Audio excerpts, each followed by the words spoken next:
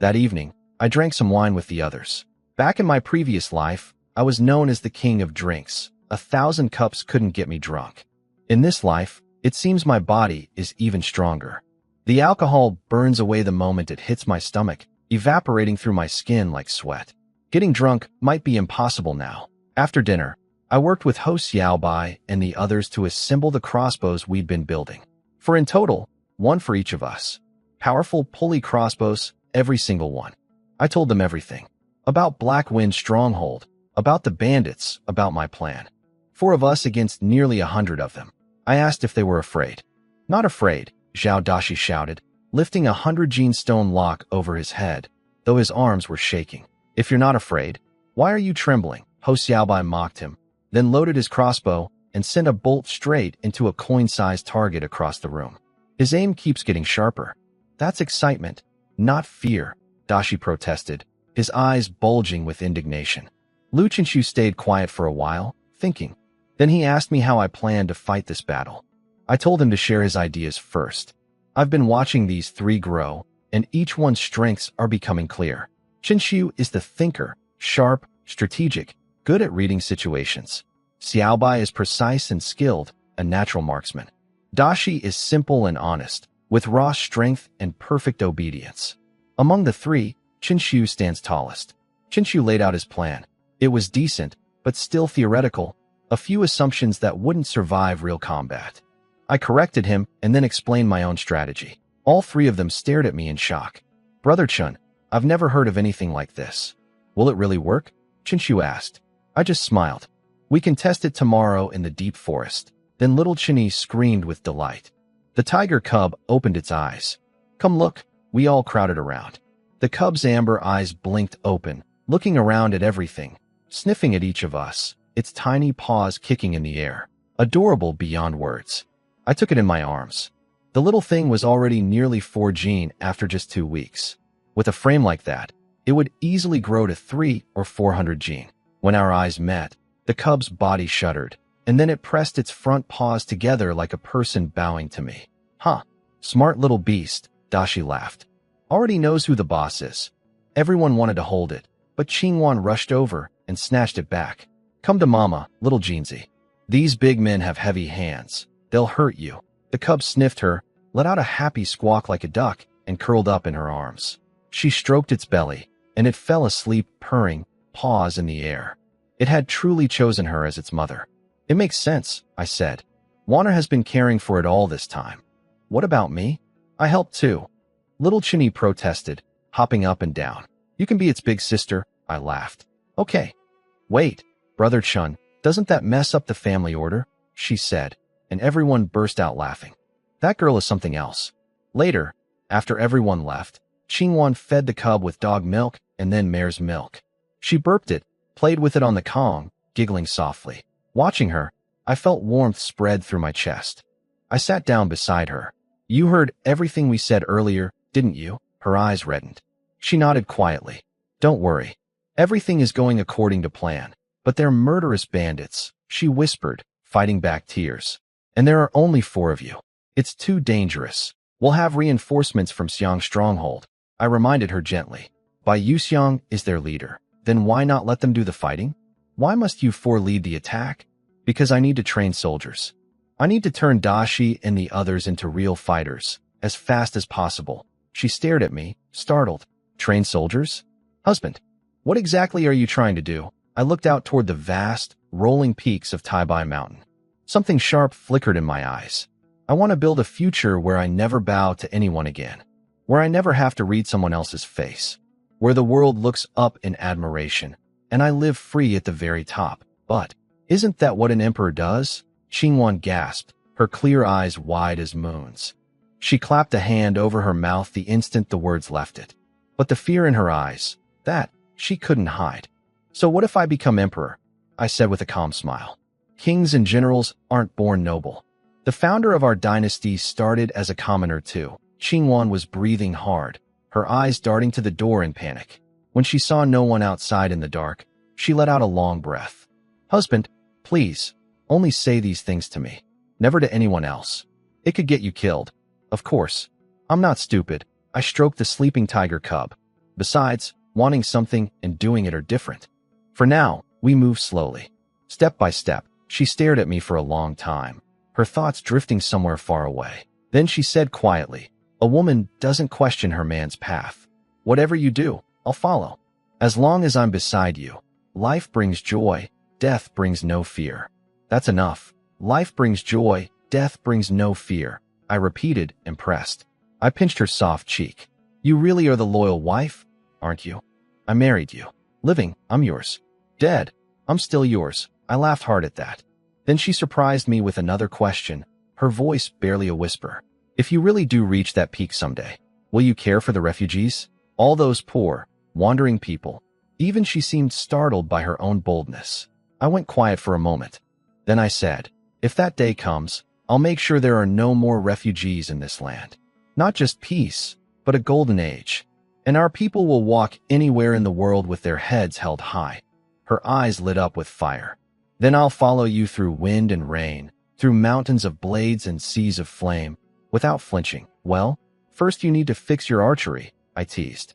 Your aim is honestly terrible. She buried her face in my chest, pouting. You're so mean. I'll be even meaner tonight. Time to unlock some new techniques. All that deer blood every morning, plus the deer blood wine tonight. My body was overflowing with energy. The next day, I went to old Zhao the blacksmith's house.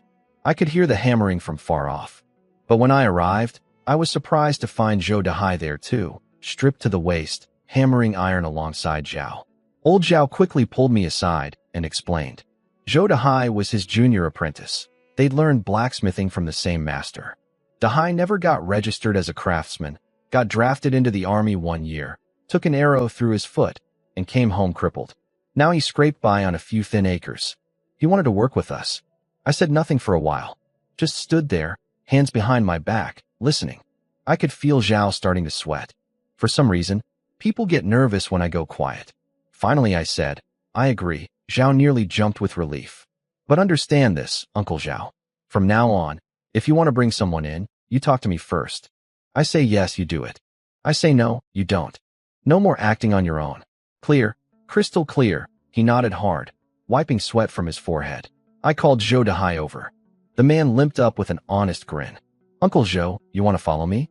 Fine. One rule, my word is final. No questions, no hesitation. Can you accept that? Absolutely, he said, thumping his chest. Your character, your courage, your ability. I respect every bit of it, down to the last hair on my body. If you'll have me, my life is yours. You tell me to die, I won't even blink. Besides, you already saved my life once. I gave them both the same deal, 1 tael of silver per month. Zhao could teach Dahai the special forging methods I'd shared, but they must never leak them to outsiders. Both men straightened up and swore they'd pay with their lives if the secrets ever got out. That's a bit much, I said, patting their shoulders. But a man must keep his word. As I walked away, I heard Zhou Dahai say behind me, mark my words, that young man will be a lord or a minister someday. Following him now, that's getting in on the ground floor. Over the next 2 days, we trained, gathered firewood, and boiled salt as usual. At one point, a loud boom echoed from deep in the forest. Then Qinxiu, Dashi, and Xiaobai came stumbling back with soot-blackened faces, but every one of them grinning like mad. The experiment had worked. On the 4th day, I led everyone to the county town to deliver salt. This time I brought all of them, Qinxiu, Dashi, Xiaobai, plus Zhao and Zhou Dahai. I rode by Yuxiang's snow lion horse, a magnificent white stallion that stood half a head taller than any other mount. The others each rode a horse too, with all weapons hidden in the cart. Old Zhao drove the double horse wagon, loaded with 400 jin of refined salt and a pile of deer blood wine. We got to the city and sold the deer blood wine first. 100 taels of silver, just like that. Zhou Dahai and old Zhao couldn't stop staring at the pile of shiny white silver. They couldn't believe that much money came from selling a bit of wine. Then I pulled out 10 taels and split it among Qinxiu, Dashi, and Xiaobai, their share of the deer-raising profits. Zhao and Zhou Dahai's eyes nearly popped out. A normal family earns maybe 4 or 5 taels in an entire year, and these boys who'd been working with me for just days were getting over 3 taels each. Zhou Dahai's loyalty hit a whole new level right then. Where else would he find a boss this generous? We bought grain, crucibles, ink sticks, borax, and a pile of other supplies, then headed to the salt shop. This time I brought only Chinshu with the cart and told the others to wait outside the city. The shop manager, Manhwa, spotted me from far away and came trotting over with his greasy little smile.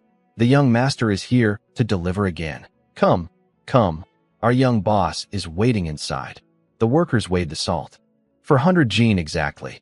Back home we still had about 85 gene left over, plus what we'd saved before, nearly 130 gene total. Soon I could start delivering 200 gene every day. I went into the back room.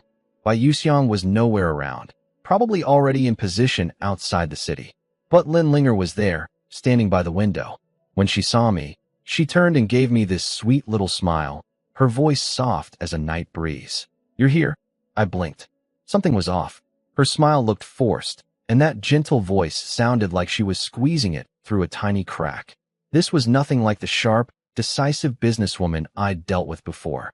Please, sit down, she said, walking over with her waist swaying side to side in this exaggerated way. It wasn't attractive, it was just strange, like she was doing it on purpose but had no practice at it. Have some tea. She poured me a cup and held it out with both hands, looking pleased with herself, probably thinking she had me charmed. I couldn't take it anymore. I cleared my throat. Miss Lin, I think you should just be yourself. What? I mean, our business arrangement continues as normal. But the forced sweetness, you don't need to do that. It's uncomfortable for you, and it's awkward for me. Her face turned bright red. She looked like she wanted the floor to swallow her whole. Then she dropped the act entirely. Li Chun, the person who saved me that night, was it you or not? No, I said, keeping my face blank. Am I really so beneath you that you won't even admit to saving me? She glared at me, teeth clenched. I'm just here to do business, I reminded her. Fine. You want to keep pretending? Go ahead. Let's talk business then. I'll talk you to death. Funny thing was, this version of her, eyes flashing, sharp-tongued, ready to fight. This was the real Lin Ling, the one I'd seen that night. The cold businesswoman at the counter was just another mask. This girl was actually quite skilled at wearing different faces. She'd do well in politics. We got down to the real discussion. Her proposal was straightforward, and when she talked business, she snapped right back into that ruthless merchant mode. At one point, she wanted my salt refining method. I refused. Family secret, couldn't share it. She didn't take that well. Don't push your luck. I've already shown maximum sincerity. What more do you want? She shouted as I walked out. Give him 3,000 gene of salt and 2,000 taels of silver. Let him go. She barked at Manhwa. Manhwa bowed and scraped, but I could see those beady little eyes of his spinning like wheels. He'd overheard us arguing about the secret formula, and now he was scheming. If Lin Linger wanted my recipe too, then he'd better move fast on whatever plan he had cooking. After I left, Lin Linger called Manhwa into the back room. She put on a trusting face and told him he was the person she relied on most in the whole shop, her father's loyal man of nearly 10 years. Manhwa sat down, nodding eagerly, his face a picture of devotion. Absolutely loyal. Whatever you need, I'll do it without hesitation, but I already had a feeling about that man. Those shifty little eyes never stopped calculating. Lin Linger told Manhwa her plan. She wanted him to go after me, befriend me, figure out my salt refining secret. She offered him a 10% cut if he succeeded. Manhwa could barely contain his excitement. This was exactly the chance he'd been waiting for. Now he could approach me without raising suspicion. But as he left, I noticed Lin Linger watching his back with a cold, sharp look in her eyes. She was testing him. Smart girl. I drove the cart out of the city, moving fast on purpose. When I reached the meeting spot where Zhao and the others were waiting, I slowed down. Sure enough, hoofbeats came from behind. Manhwa, riding hard, waving and calling out for me to stop. The young boss sent me to chat with you about a few things. Do you have a moment? Sure. This way. I gestured toward the dense forest beside the road. He followed me in without a second thought. We tied up the horses. He started talking, hands clasped politely, but before he could finish his first sentence, I struck one palm to his carotid artery. His eyes rolled back, and he dropped. Xiaobai and the others rushed out, dragged him deep into the woods. Zhao and Zhou Dehai took the cart and slipped away on a back road toward the village. Then came the screaming from deep in the forest. It lasted only a moment before going silent. Someone stuffed his mouth. We got what we needed out of him. Chinchu stumbled out first, white as paper, and threw up. He'd never seen anything that bloody before. Xiaobai was leaning against a tree, vomiting too. Dashi tried to laugh at them. Can't handle a little mess? How are you going to follow Brother Chun? Then he doubled over and puked as well. I walked out with blood on my hands. Chinchu hurried over with a water skin to wash them clean. That's when hoofbeats thundered from the opposite direction. A dozen fast horses burst into the forest. Leading them was by Yu Xiang, beautiful and fierce as always, with an unconscious, blood-soaked man slung across her saddle. Two of her riders carried captives too. Her men looked me over with complicated expressions, curiosity, doubt, and open hostility. When they saw how young I was, the contempt grew thicker. I ignored them. Did you get them all? Every last one, she said with a grin, dismounting. Her people dumped 3 bodies on the ground. 3 lookouts, I frowned. Manhwa had been more careful than I expected. Spread out half a li apart, moving in relay, she explained. If we'd only grabbed the first 1 or 2, the third would have spotted it and run. Lucky I brought extra teams. Not a single one slipped through. Black Wind's stronghold won't hear a thing. Well done, I said, and I meant it. She was thorough and sharp. Oh my dear Chinchin is praising me. I'm so happy. She pressed a hand to her chest and gave me this flirty smile. The whole clearing went dead silent. Chinxiu, Dashi, and Xiaobai exchanged glances, silently agreed they'd heard absolutely nothing, and went back to dragging prisoners. But her men? Their eyes burned red with fury. Bai Yuxiang was their goddess, their idol, and here she was cooing, my dear Chinchin, at some teenage boy. You're doing this on purpose, I said flatly. What do you mean, on purpose? You've already ridden me 4 times. I'm completely devoted to you now. She gazed at me all lovingly, though I caught the mischief flickering in her eyes. Ridden her 4 times? The men behind her looked ready to explode. Li Chun, draw your blade. One of them leaped off his horse and pulled a long saber, pointing it straight at me. Bai Yuxiang leaned close, her breath warm against my face. Don't think I don't know what you're planning, Chinchin. You want to take over my Xiang stronghold, don't you? Well, here's your chance. Beat these captains of mine, win their respect, and the stronghold is yours. And of course, so am I, she giggled. I kept my expression still. How did you know I wanted your stronghold? You deliberately beat me 4 times, Bai Yuxiang said with a grin. You crushed my pride and dignity. If all you wanted was a business deal, you wouldn't have gone that far. So the answer is obvious. You want me and my stronghold. Besides, a man without ambition isn't much of a man. I looked at her with new respect. She'd read me perfectly. Instead of feeling embarrassed about being found out, I actually admired her more. This woman was no simple bandit chief. Li Chun, draw your blade. The angry man behind her roared again. He's all yours, Chen Shun, Bai Yuxiang said playfully, backing away. State your name, I said. Cheng Guang, second chief of Xiang's stronghold. I don't need a weapon for you. He charged with a roar, swinging his saber down hard, though I noticed he'd flipped it to the blunt edge. Even furious, he wasn't trying to kill me. We were supposed to fight together against Black Wind's stronghold, after all. He just wanted to teach me a lesson. I respected that, but it didn't change what happened next. I moved faster than his blade.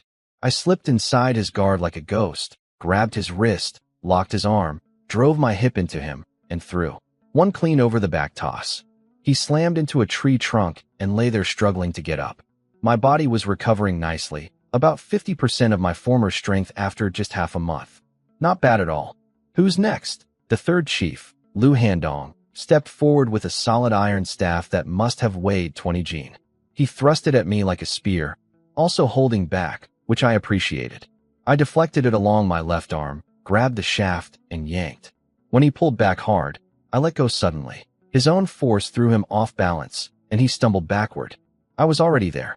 A backhand strike to the stomach. Not too hard, not too soft. He doubled over and vomited everywhere. I'd already dodged clear. 2 chiefs down in seconds. Bai Yuxiang clapped and cheered. Beautiful moves. Her men stared at her with wounded eyes. Whose side was she on? The rest of you. Come at me together. I'm in a hurry. They looked at each other, faces burning with shame and rage. Fighting me all at once was humiliating, but their 2 best fighters had already lost to my bare hands. One at a time, they had no chance. Fine. Get him. They threw down their weapons and rushed me from every direction.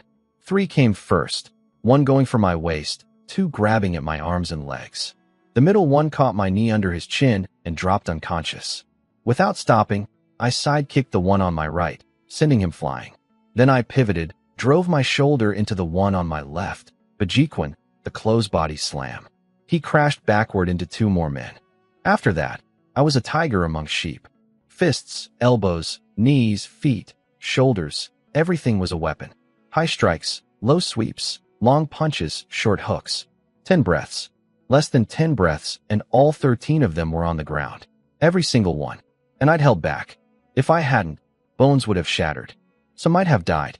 I stood there, breathing out slowly, a light sweat on my forehead, but no real fatigue. 20 days of hard training had paid off. Anyone want to keep going? They sat on the ground in silence, holding their bruises, heads down. Nobody said a word.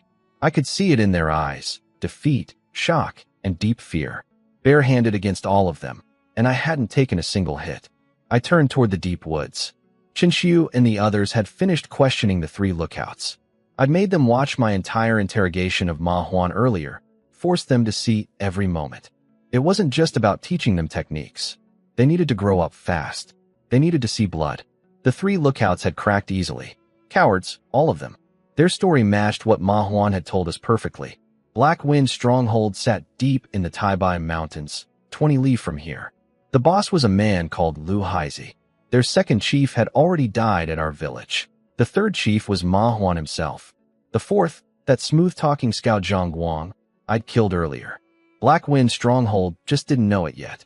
They still had over 70 men in the stronghold, waiting for word, ready to come snatch me and steal my salt-refining secret. Bai Yuxiang sauntered over and hooked her arm through mine. Qinshin, you're so amazing. I just adore you. You should teach me sometime. I'll let you ride me any way you like. The things that came out of this woman's mouth. Move out, I ordered. We brought Ma Huan and the 3 lookouts along and headed straight for Black Wind Stronghold. Bai Yuxiang's crew numbered about 30, not her full force, but they didn't have enough horses for everyone. Still, these 30 were all tough, strong young men. Some could even read, which impressed me. Good foundation to work with. With the captured men guiding us, we wound through the mountains until we reached a hilltop 5 li from the stronghold. In the last light of sunset, I could see it across the way, a flattened mountaintop covered with sloppy wooden buildings. The front had a wall of logs, about 2 zhang high, with a main gate and 3 roads leading down. Behind it, nothing but sheer cliffs, 100 zhang straight down, too steep even for monkeys. We stopped to rest and eat. No fires, couldn't risk being spotted. My boys and I ate white flour steamed buns, roasted birds dipped in fine salt, pickled radish, and salted potatoes. The Xiang stronghold men couldn't stop staring. They were chewing dark mixed grain buns that might as well have been sawdust. Some of them started swallowing their saliva just watching us eat. I've always taken food seriously. Back in my mercenary days, commanding thousands of soldiers, my one rule for logistics was simple. No matter the cost, the fighters eat well, especially high-energy food. You can't fight on an empty stomach. Dashi, of course, had to show off. He tilted his head back and smacked his lips as loud as possible, making the Xiang men drool even harder. After my boys were full, I told them to share the leftovers, half a bun each for the Xiang men, plus the remaining birds, pickles, and salt. Nothing wins hearts faster than sharing food, especially in times when food is scarce. Just like that, the distance between us and them shrank. Some even called out, "Thanks, Brother Chun." Bai Yuxiang tried to kiss my cheek. I turned my head and dodged it. "Want another beating?" I said. She pouted, then snatched the bun right out of my hand and bit into it. "I like eating what you've had. It's like an indirect kiss." I rubbed my temples and moved on to business. "Here's the plan. 3 of your people stay here to guard the horses. The rest split up to block the side paths and the main road. Post lookouts on the high ground. Nobody escapes. The 4 of us go into the stronghold at night and wipe them out." "What? Just 4 of you? Against almost 80 bandits? And you want to wipe them all out?" Cheng Guang and Lu Handong stared at me like I was talking in my sleep. I raised my eyes and looked at them. Just a look, but I let a bit of my killing intent leak through. Both of them felt it. Their hands trembled. They'd already been beaten by me once today, and now with the weight of my pressure bearing down, they lowered their heads without another word. "Execute the plan. 2 teams of visible sentries, Too hidden. Absolute security. Now, rest. I lay down behind a rock, used a modern relaxation technique I'd learned in my past life, releasing tension from head to neck to limbs, and within minutes I was deep asleep. Past midnight. No moon. Perfect darkness. The kind of night made for killing.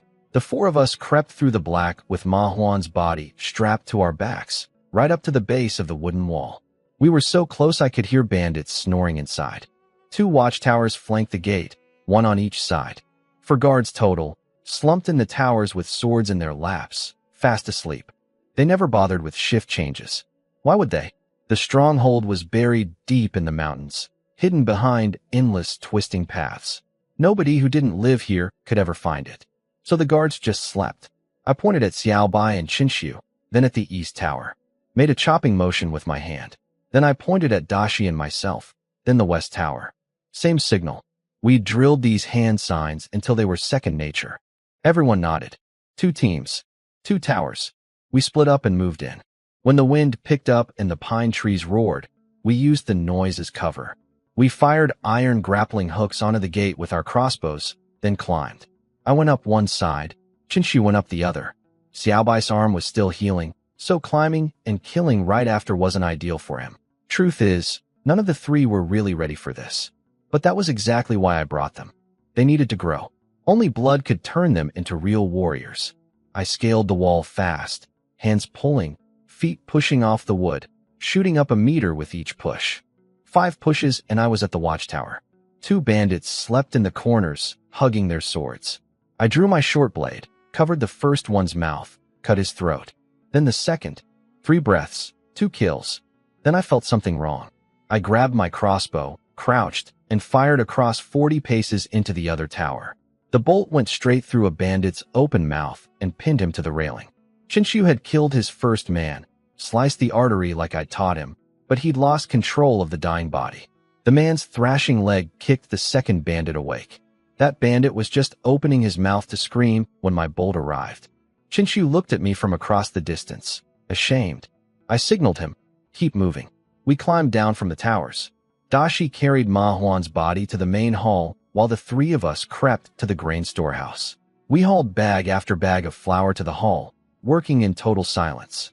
We rigged everything up, then slipped back into the shadows. Dashi pulled out a brass gong and smashed it with everything he had. Disaster. The 3rd chief snuck back and hanged himself in the great hall. The racket tore through the night. Lights flickered on everywhere. Half-naked bandits stumbled out of their rooms, grabbing torches, all running toward the hall. They lit the big tallow candles inside and saw Manhwa's body hanging from the main beam, slashed with over a dozen cuts, blood dripping onto the floor. How did he get back here? How did he die? They shouted. Move aside. A massive man shoved through the crowd. Lu Haizi, the boss. 7 feet tall, built like a bull, face black as coal. When he saw Manhwa dangling up there, his eyes went red and he let out a roar of grief. All his original partners were dead now. Get him down, he screamed. They scrambled to cut the ropes. But the moment they untied the body, the ropes snapped upward like a trigger because it was one. Above them, dozens of bags lining the rafters burst open at once, dumping flour down in a white avalanche. In seconds, the hall was a choking cloud of powder. Nobody could see. Nobody could breathe. Which idiot hung flour bags from the ceiling? Lu Haizi cursed between coughs. Then a torch flame jumped. The candle flames danced wildly. And before anyone could react, the explosion shook the mountain. Dust explosion. That was the centerpiece of my plan. Flour particles suspended in air, plus open flame.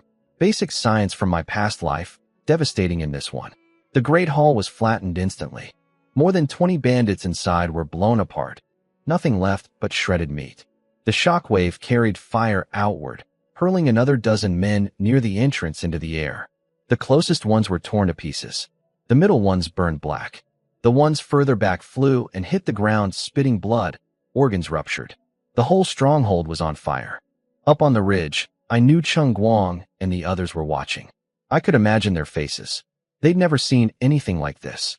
Lu Handong probably thought I was some kind of thunder god. As for Bai Yuxiang, I figured she was realizing just how smart she'd been not to fight me to the bitter end. I stepped out of the shadows with my 3 boys. The surviving bandits were stumbling around in the firelight, blind with terror, running in every direction. I raised my crossbow and smiled. Hunting time. Come on, I'll teach you how to kill. The three of them charged forward with a battle cry. Dashi was the spearhead. Qinshu and Xiaobai flanked him on each side. Their teamwork was rough. First real combat together, that's expected. But the bandits were in even worse shape, completely broken, and that gave my boys the perfect training ground to learn on. The three of them opened fire with their crossbows first. But first battle, nerves got the best of them. Xiaobai hit 1 out of 3. Qinshu hit 1 out of 5. Dashi emptied his entire bolt magazine and didn't hit a single thing. Nearly snapped his own hand with the bowstring. By then the surviving bandits had spotted us and came charging with weapons raised. That was fine. Close combat was Dashi's world. Dashi took point with his short spear. Qinshu flanked with sword and shield. Xiaobai stayed back as our crossbow sniper. The three of them charged straight into the enemy without hesitation. Dashi's first strike knocked aside a bandit's saber, and his spear punched clean through the man's chest. 2 more rushed him before he could pull it free, so he drew his sword and spun his whole body into a slash that cut a man in half, diagonally, top to bottom. Our modern forged blades against their crude iron weapons? No contest. Their swords shattered on contact with ours. Qinshu blocked a strike meant for Dashi's blind side, and the bandit's blade snapped in 2. Qinshu drove his own sword into the man's gut. Behind them, Xiaobai sent a bolt through one bandit's chest with enough force left over to pin another man's leg to the ground. Their teamwork was rough at first, but the 3-man formation was already showing its power. I stayed close, calling out instructions non-stop as they fought. Dashi, don't charge too far ahead, stay tight. Keep covering each other. Xiaobai, watch the rear. Qinshu, team up with Dashi. 2-on-1, kill fast and move. Push forward. Cover left. Shift right. Qinshu takes point. Sword and shield together. Crossbow support from range. When you're empty, draw your blade, catch your breath, then reload. I was teaching them battlefield tactics in real time, in the middle of real blood and fire. Whenever a bandit was stupid enough to come at me, I dropped him with a bolt or a single sword stroke, almost without breaking my conversation. When the squad got in trouble, I'd send a crossbow bolt to bail them out. Their coordination evolved fast. Clumsy at first, then smooth, then almost seamless. Their skills grew, their experience grew, and most importantly, their courage exploded. On a battlefield, new soldiers grow by the second. By the end, they'd forgotten fear entirely. They'd pushed past that first wall of terror, killed a few men, and something switched inside them. They stopped thinking about death. They just fought. Wherever the enemy was thickest, they charged right in. The stronghold became a burning hell. Flames, screams, blood spraying everywhere. Up on the ridge, I knew the Xiang stronghold men were watching in disbelief. Chen Guang's hands were shaking. Lu Handong was muttering that we must be heavenly soldiers. By Yu Xiang, I heard later she was screaming that she'd give her entire stronghold as a dowry just to have me. When it was over, there was nobody left to kill. The survivors were on their knees, crying, begging for mercy, completely broken. What do we do with these bastards? Dashi growled, still hunting for more targets, blood dripping from his blade in a thin red line. Qinshu and Xiaobai looked just as fierce, disappointed the fighting was done. After their first real taste of slaughter, these 3 boys had transformed. 3 newborn killing gods. Exactly what I'd wanted to see. Then all 3 doubled over and threw up. First real kills. The adrenaline had kept the nausea down during the fight. Now it caught up. Open the gate. Let the Xiang people in, I said. When they entered, they found the 4 of us standing among the flames and the bodies. I stood in front, leaning on my sword. The other 3 stood behind me like 3 peaks around a mountain.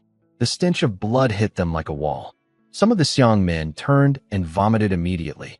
Even Chen Guang and Lu Handong went pale. Bodies everywhere, not whole ones either. Missing limbs, spilled guts, men cut clean in 2. It looked less like a battlefield and more like a slaughterhouse. Bai Yuxiang walked toward me, her face white behind her dust cloth. She started to call me Qinshan, like usual, but when I turned and looked at her, standing there among the corpses and fire, something in my eyes stopped her cold. Chun, brother Chun, she corrected herself quietly. Our team swept every path up the mountain. Nobody escaped. You did it. Total annihilation. She let out a long breath. 4 against 80. 1 to 20. Complete victory, 0 casualties. Chung Guang whispered, his eyes trembling. Only a war god could do this. Not even General Guan Tianyu of Northern Goose Pass could match it. That caught my attention. You served in the military? Yes, Brother Chun. I was a junior officer under General Guan Tianyu at Northern Goose Pass. He bowed deeply, with genuine respect and fear. If you were a soldier with military rank, why did you become a bandit? I asked, raising an eyebrow. My family, 13 people, old and young, were all killed by bandits, Chung Guang said, his head low with shame. The local officials took credit for nothing and ignored everything. I deserted the army to get revenge. Loyalty and righteousness can't always walk the same path. I understand, I said. He froze. His nose went red, and he whispered, Thank you, Brother Chun. I don't think even he knew why those words hit him so hard. Years of shame and being judged, and then someone strong enough to matter finally said they understood. I turned to Lu Handong. And you? Bandits took our grain. My whole family starved. The boss saved me, so I followed her, honest and simple. I noticed that strong men tend to be straightforward like that. Bai Yuxiang told me the rest of her people all had similar stories. Every one of them had lost someone to bandits. As for bad deeds, she said their only crime was killing too many bandits and robbing too many corrupt rich families. I believed her. Qinshu came over, wiping blood from his hands. We finished the interrogations. Lu Haizi and all the leaders died in the explosion. These few survivors are all that's left. No one escaped. He'd grown fast. Just one day, and he was already getting used to the rough work. Also, like you ordered, we had them rat each other out. Not a single innocent man among them. Every one of them did unspeakable things. His eyes burned with fury. Some of the things those bandits had done, tossing babies on blade tips for fun, cutting hearts from living people to cook. Qinshu could barely hold back from killing them right there. Xiaobai brought the loot count. About 10,000 taels of silver, 30,000 jin of grain, and 35 horses. Not bad at all. Then Dashi popped out of a hole in the ground, shouting. He'd found a dungeon. One by one, women crawled out, over 80 of them, all young, the youngest around 14, the oldest maybe 27, half-dressed or worse. When they saw the bodies and blood everywhere, they huddled together on the ground, too terrified to even scream. Dashi told me quietly that they'd all been kidnapped after the bandits killed their families. Some were refugees. There used to be almost 200. Half had been tortured to death. The Xiong men gripped their weapons tight, every face twisted with rage. These women reminded each one of them of their own painful past. Bai Yuxiang went to the women and spoke softly. They burst into joyful cries, then collapsed into each other's arms, sobbing. She cried with them. Brother Chun, Chung Guang said, staring at the surviving bandits, his voice desperate. Please, let us deal with them. Every Xiong man looked at me with the same begging eyes. Fine, I said. Thank you, Brother Chun, they bowed together. But first, I want to see your archery. Chung Guang called out 4 bowmen. They carried standard military bows, decent but nothing special. Only 4 archers in the whole outfit, a bit thin. But training real bowmen takes years. Unlike our pulley crossbows where you mostly just need to learn aim. You get one chance. Show me how many you can kill. Dashi, cut them loose. Dashi chopped through the rope binding the 13 surviving bandits and laughed. Run, you rats. Let's see if your legs are faster than their arrows. The bandits scattered in every direction, screaming, running for the gate. I let them get 30 paces out. Shoot, arrows flew. But whether from nerves or poor skill, the archers missed more than they hit. By the time the bandits reached the gate, only 7 were down. 6 were still alive, sprinting for freedom, already over 50 paces away. Too far for these bowmen to hit anything. Useless, Chung Guang cursed, about to chase them down on foot. But I'd already moved. I spun, snatched a bow from one of the archers, pulled 3 arrows from the quiver in one grab, knocked all 3 at once, and fired. Before those arrows even landed, I already had 3 more on the string. The bowstring roared again. 6 arrows, like Death Stars streaking across the firelit sky. Every arrow hit. 6 shots, 6 kills, all punching clean through from back to chest. The remaining bandits dropped in 2 waves and didn't move again. 60 paces. 3 arrows at once. Arrow God. Chung Guang was gasping. He explained later what those terms meant. 1 arrow after another is called chain shooting. 2 arrows fired together is called sun and moon. That's elite level. 3 arrows at once is called 3 stars blazing, the highest rank anyone has ever seen in any army. And I'd just done it twice in a row at 60 paces. Every man from Xiang's stronghold stood there frozen, mouths hanging open. I could see them thinking, if this man had unlimited arrows and stamina, he could hold a mountain pass alone against an entire army. I tossed the bow back to its owner. The archer caught it and held it like a holy relic, a bow touched by an arrow god. Your eyes are too slow, your hands aren't steady, your arms are weak, and your aim is off, I told the 4 bowmen. Keep practicing. From anyone else, that would have been an insult. From me, they took it as a blessing. Every one of them stared at me like they wished I'd say more. Bai Yuxiang walked over clapping, eyes locked onto me like a cat watching a bird. My boys later told me they were convinced she was about to eat me alive. She leaned on my shoulder like I was a wall and turned to her people. My dear Qinshin, the arrow god himself. Are you convinced? Yes. Yes. Yes. They roared as one voice, shaking the whole stronghold. Before I could pull away, she announced, from this moment, I step down. Qinshin is the new chief of Xiang stronghold. Do you accept? Every single one of them dropped to their knees instantly. We greet Brother Chun, you heartless lot, she pouted.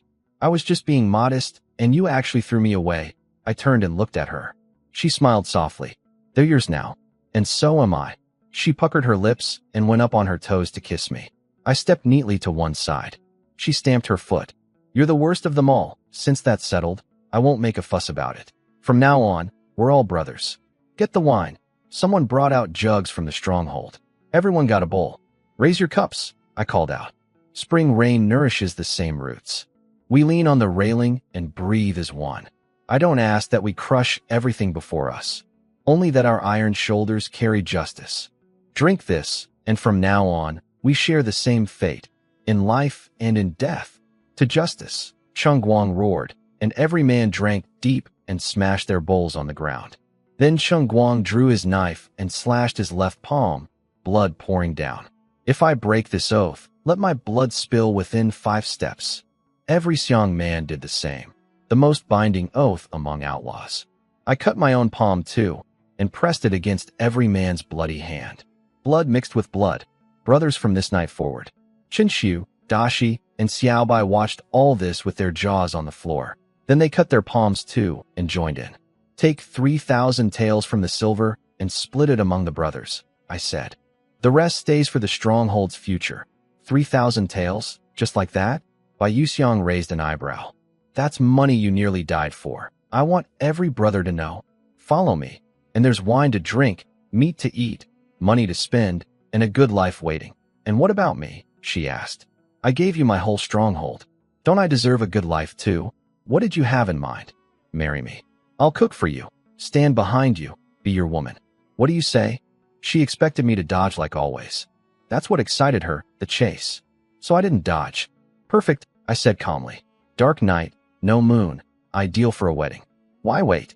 Let's do it right now. I grabbed her waist, threw her over my shoulder, and started walking toward the one wooden building still standing uphill. Wait, you're serious? She squirmed free, face burning red, genuinely flustered for the first time. She'd been playing the game of teasing. She never expected me to flip the board. Of course I'm serious, I said, stepping toward her again, hand reaching out. Unless you were just pretending this whole time. I'm not ready yet. When I'm ready, I'll tell you. She turned and ran. The whole crowd burst out laughing. So the fearless Bai Yuxiang could be scared after all. I watched her flee and smiled. She loved the idea of the dragon, but panicked when the real thing showed up. If she wanted to play this game with me, she had a lot of growing up to do. We swept the stronghold one final time to make sure no bandit had slipped away, then hauled everybody outside and burned them on a pyre. Chung Guang and Lu Handong stood outside the ruined Great Hall, staring at the destruction. The whole building had been leveled flat. The bodies inside had to be shoveled out in pieces. They kept circling the wreckage, trying to figure out how the explosion worked. Brother Dashi, did you use gunpowder? Chung Guang asked. He'd seen military explosives before, but nothing like this. We used flour, Dashi said with a grin. Flour? Their eyes went wide.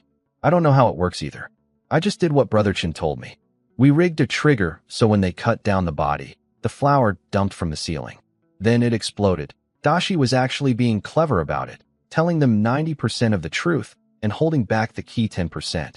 Not bad for a supposedly simple guy. Qinshu and Xiaobai noticed too, hiding their smiles. Cheng Guang and Lu Handong couldn't crack the mystery. They started guessing that maybe I knew Daoist thunder magic.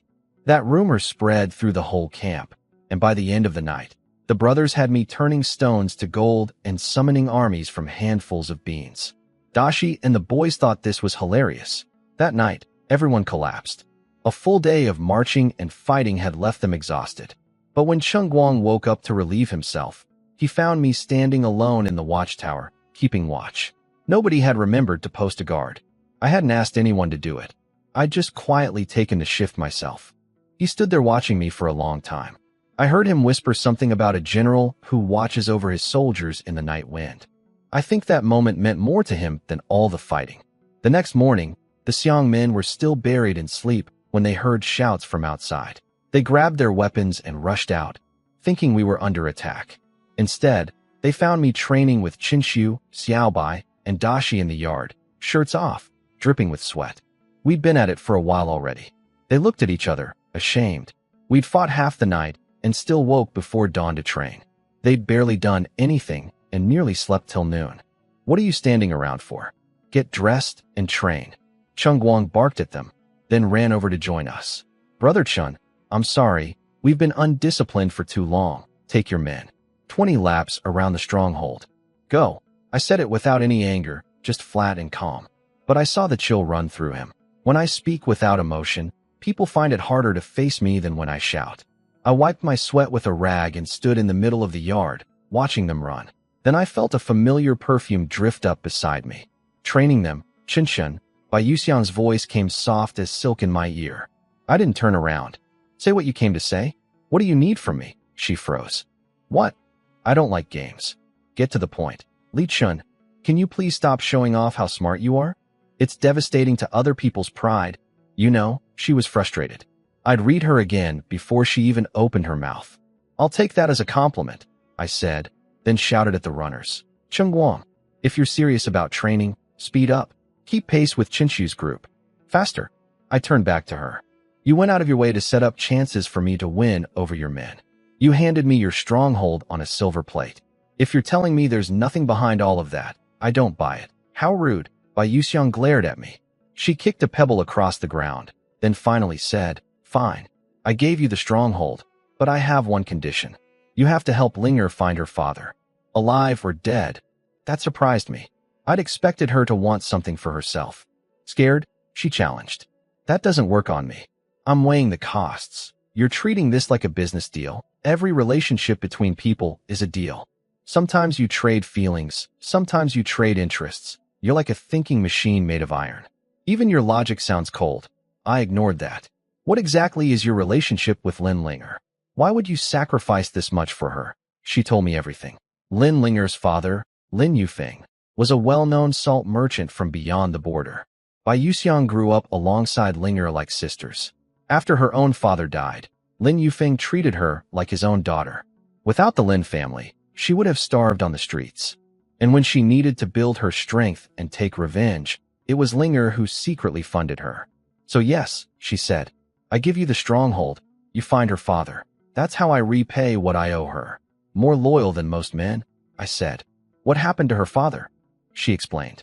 3 months ago, Lin Yufeng went to the Jianzhou salt fields by the Eastern Sea to buy salt. He never came back. Linger and Bai Yuxiang traveled there multiple times searching for him. All they learned was that when the Mo tribe saw the northern Mang and western Hu attacking our dynasty, they seized the chance to cause chaos too. Fighting broke out around the salt fields. The army eventually took them back, but the salt workers had all been captured, and Lin Yufeng, who was at the fields at the time, vanished. No body, no trace. Bai Yuxiang believed the Mo people took him because he knew how to make salt and could lead the workers. That made him valuable. There was a good chance he was still alive. I'll do it, I said. 3 months from now, when winter comes, I'll take men into Mo territory and bring him back. She lit up. Really? Just like that? This deal? I'll take it. Can it be sooner? I'm afraid something might change. Know why I need 3 months? I pointed at Chung Guang and the others, who were staggering through their laps, gasping like broken bellows. The line stretched out so thin the front runners nearly lapped the stragglers. Because they're useless. I need 3 months to turn that mess into real soldiers. Without them, I can't do it alone. She looked at them and understood. Then she cupped her hands into a trumpet and shouted across the yard, "Brothers, Chin Chin says you're all useless." I pinched the bridge of my nose. 3 minutes. She couldn't stay serious for 3 minutes. "Run. Faster," Chung Guang screamed, face burning red. "He's right. We are useless. Move." Damn it. They roared and pushed harder, kicking up clouds of black dust from the ground. And that's when something caught my eye.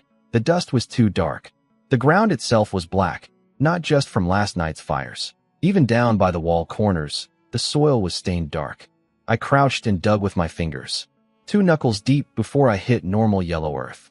Everything above was black. I rubbed the dark soil between my fingers. Then it hit me. My eyes went wide. I stood up and threw the dirt into the wind, watching which way it scattered. The wind was blowing up from the cliff behind the stronghold. I took a deep breath and shouted to Dashi and the others, "Bring me rope." I needed to get down that cliff. Something was down there, and I had to find out what.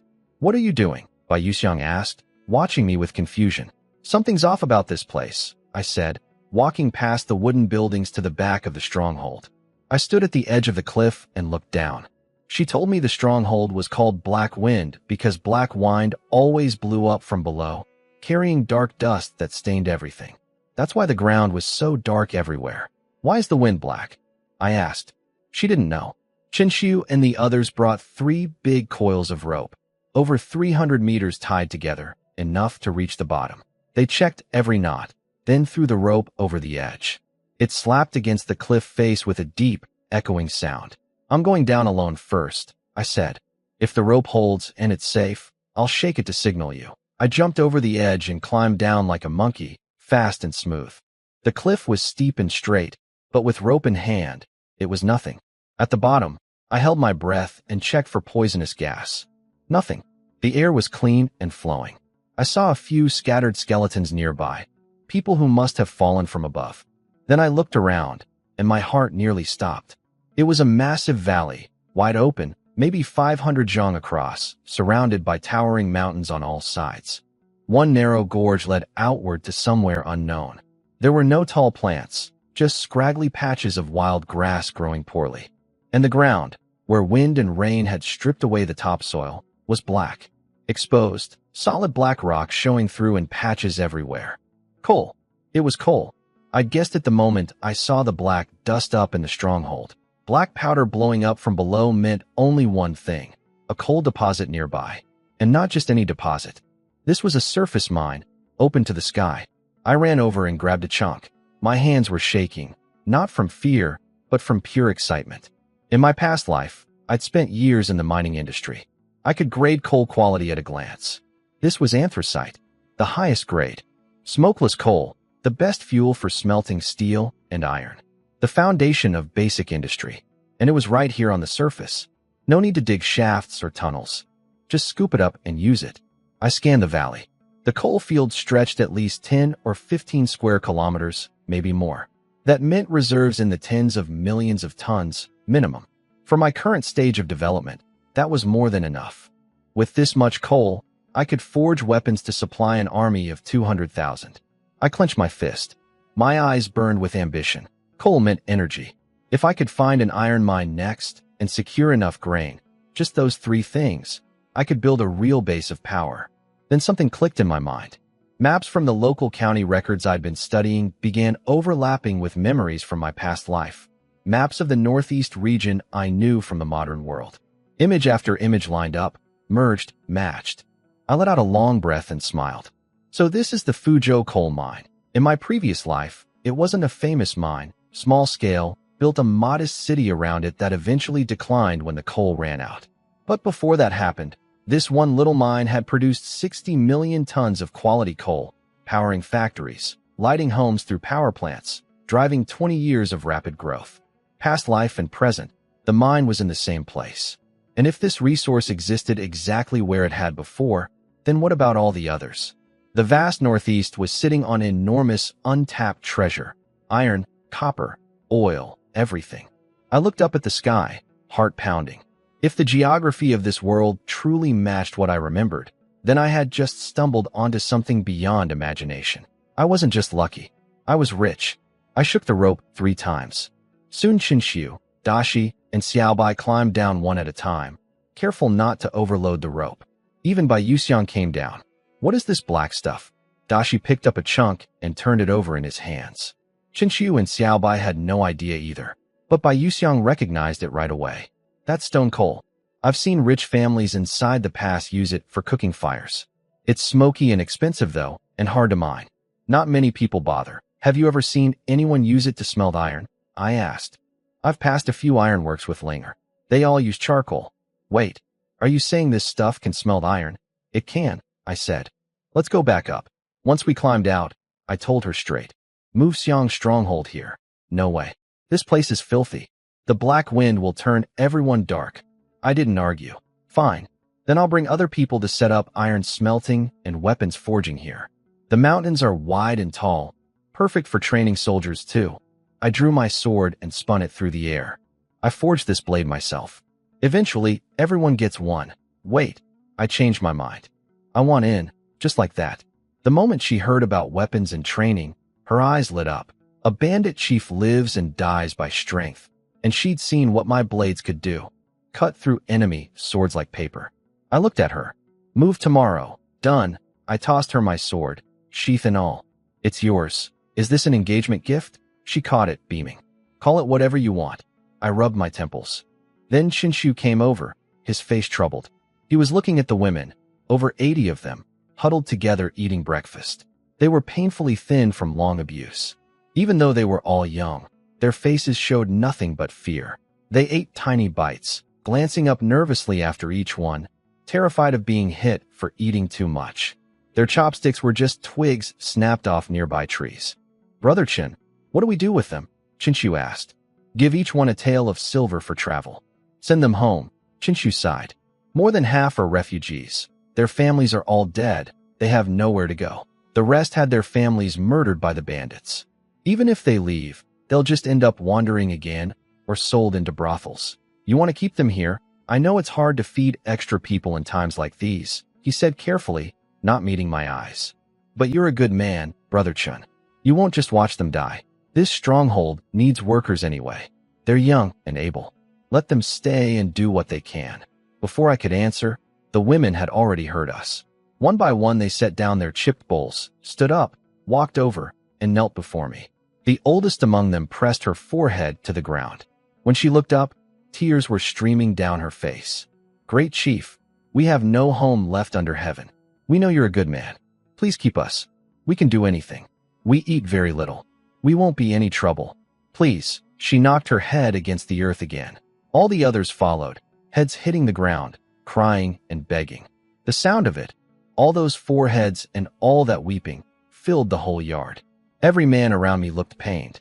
I could feel Bai Yuxiang watching me closely, tense, waiting to see what kind of man I really was. I walked over and helped the oldest woman to her feet. I let out a long breath. You've all suffered enough. Wind and rain have beaten you down far too long. Stay, silence. Complete silence. Then the place erupted. The women wept, not from despair this time, but gratitude, still bowing, still crying. The men raised their weapons and cheered. Someone shouted, Long live Brother Chun. I saw Bai Yuxiang let out a breath she'd been holding, her hand on her chest. The way she looked at me after that was different from all the teasing and flirting before. This time, it was real. Everyone who stays is family, I told them. Brothers and sisters, all equal. No ranks between men and women, no high or low, no noble or common. When there's work, you work. When there's training, you train. We look out for each other and build this place into a real home. That hit them hard, especially the women. Nobody had ever told them they were equal to anyone. The oldest woman stared at me in shock. You mean it? Of course. What's your name? Wan Hong. You're older than me, so I'll call you Sister Hong. No, Chief, I couldn't possibly. I just said everyone is equal. So yes, I can. I put my hands on her shoulders gently. From now on, younger people call you Sister Hong. Older ones call you Honger. Understood. The men around us raised their weapons and cheered her name. She wiped her tears hard and nodded. All the women stood up together, bowing and thanking everyone through their sobs. Chinchu came over and knelt before me. I acted without asking you first. I'm sorry. Punish me. I pulled him to his feet. Good deeds don't need permission first. You did nothing wrong. Then I smiled. I'm guessing you already have a plan for settling these women. He grinned. You really do see everything, Brother Chun. His idea was solid. We had my improved spinning wool design, build more of them, add looms, set up a weaving workshop. The women could produce cloth for our own use and sell the surplus for income to pay everyone's wages. I told him we'd build the looms ourselves instead of buying them. The haul from this operation was enormous. We'd wiped out every bandit in Blackwind Stronghold. We captured over 300 weapons, 50 bows, 1,000 arrows, over 10,000 taels of silver. After splitting 3,000 among the brothers, we still had 7,000. 30,000 jean of grain, 35 horses, half of them maras. Most importantly, I'd gained the entire Xiang stronghold, over 100 proven fighters, everyone handpicked by Yu Xiang for character and courage. 30-odd were here with us now. The other 60 or 70 were still at the old location. Yu Xiang would handle the move within days. Add the 80 women, and we'd be pushing 200 people, all young and able. This was my foundation. I spent another half day there, drafting a training plan for Chung Guang and Lu Handong to follow. I also told them to explore the coal mine valley and find where the gorge led, whether there was a ground-level entrance to the stronghold. I'd figured out by now that Yu Xiang was more of a spiritual leader than a manager. She was lazy, always running off. She'd rather escort Lin Linger salt caravans than stay home and run things. The real work fell on Chung Guang and Lu Handong. They were good men, brave and honest, but they lacked the broader vision I needed for building this place into something great. I'm leaving Chinchu here, I announced. He'll handle the development plans and training. Chung Guang, Handong, support him. Yu Xiang, since you like traveling anyway, you handle caravan security and keep our trade routes safe. Silence. Then shock. Everyone stared at Chinchu, this slim, bookish teenager, and the displeasure was obvious. Him, leading them, over Chung Guang and Lu Handong. Even Chinchu pointed at his own nose. Me? Can I really do this? Lu Handong started to object, but Chung Guang grabbed his arm and cut him off. Brother Chen, you're our leader. Whoever you appoint, we obey. Full cooperation. I looked at Chung Guang with deep respect. A true soldier, obedience first, questions later. That quality would take him far. But then a big, rough man strode forward.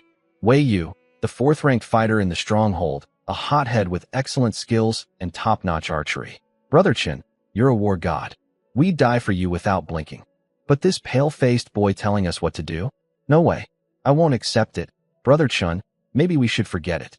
This will just cause problems, Chinchu whispered to me. I say you can do it, so you can. Step forward. Yes, Brother Chun. He stepped out instantly, fist to chest. Following my orders had become reflex for him. Can you make them respect you? I asked him directly. Yes, he shouted. I turned to Wei Yu. Your courage is admirable, so I'll allow you to challenge Chinchu. But tell me, do you speak for everyone in Xiang Stronghold? He looked at Yu Xiang, who was sitting on a rock cracking sunflower seeds like she was watching a show. Sure, he represents everyone. Chung Guang stayed silent. Lu Handong pointed at Wei Yu. Brother Chen gave you a chance. Don't embarrass us. If you win, I told Wei Yu, you build this place your own way, and I'll just inspect occasionally. If you lose, Chinchu stays as chief. Chung Guang and Handong serve as his deputies. His word is my word. Disobey, and you'll answer to me. Fair. The crowd shouted. They agreed on 3 contests: archery, weapons, and bare-handed fighting. Chinchu went first with the crossbow. 3 shots, almost no pause between them. The semi-automatic design made reloading lightning fast. All 3 bolts hit the narrow post 40 paces away, stacked nearly on top of each other. Weeks of constant practice had made him deadly accurate. Even Chung Guang and Lu Handong cheered. At that distance, on that thin a target, most bowmen couldn't dream of it. Chinchu offered Wei Yu his crossbow for fairness. Wei Yu refused and used his own bow. He took forever aiming, missed 1 shot entirely, and the other 2 barely wobbled onto the post. I lost that round. Weapons next, Wei Yu growled, face red.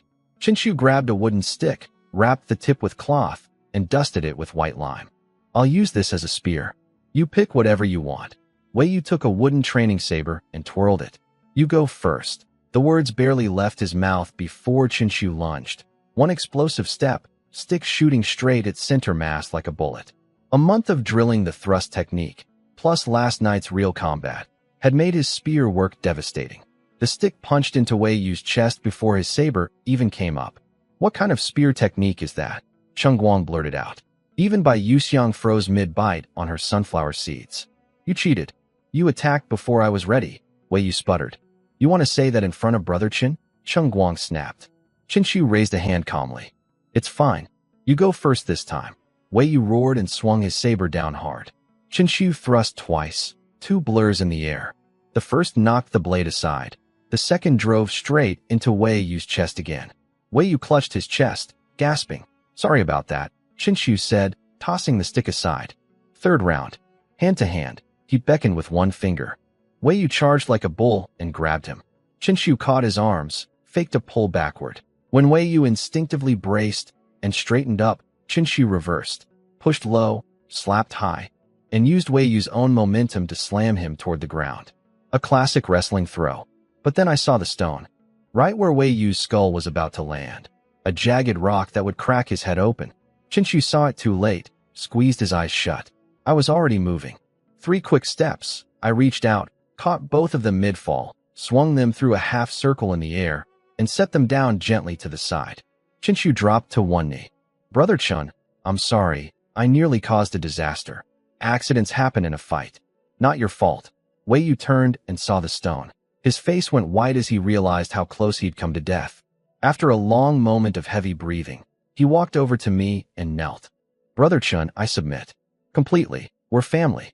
No need for formality. I pulled him up. Brother Su, you're incredible, Cheng Guang announced to the crowd. From now on, he's in charge here. Anyone disrespects him, I'll break their legs personally. Agreed, the whole stronghold roared, weapons raised. That settled it. No more doubts, no more challenges. Whatever I decided, nobody would question again. I left Qinshu behind and headed home with Dashi and Xiaobai. Bai Yuxiang happily dumped the stronghold on Qinshu's shoulders and ran off to find Lin Linger in the county town.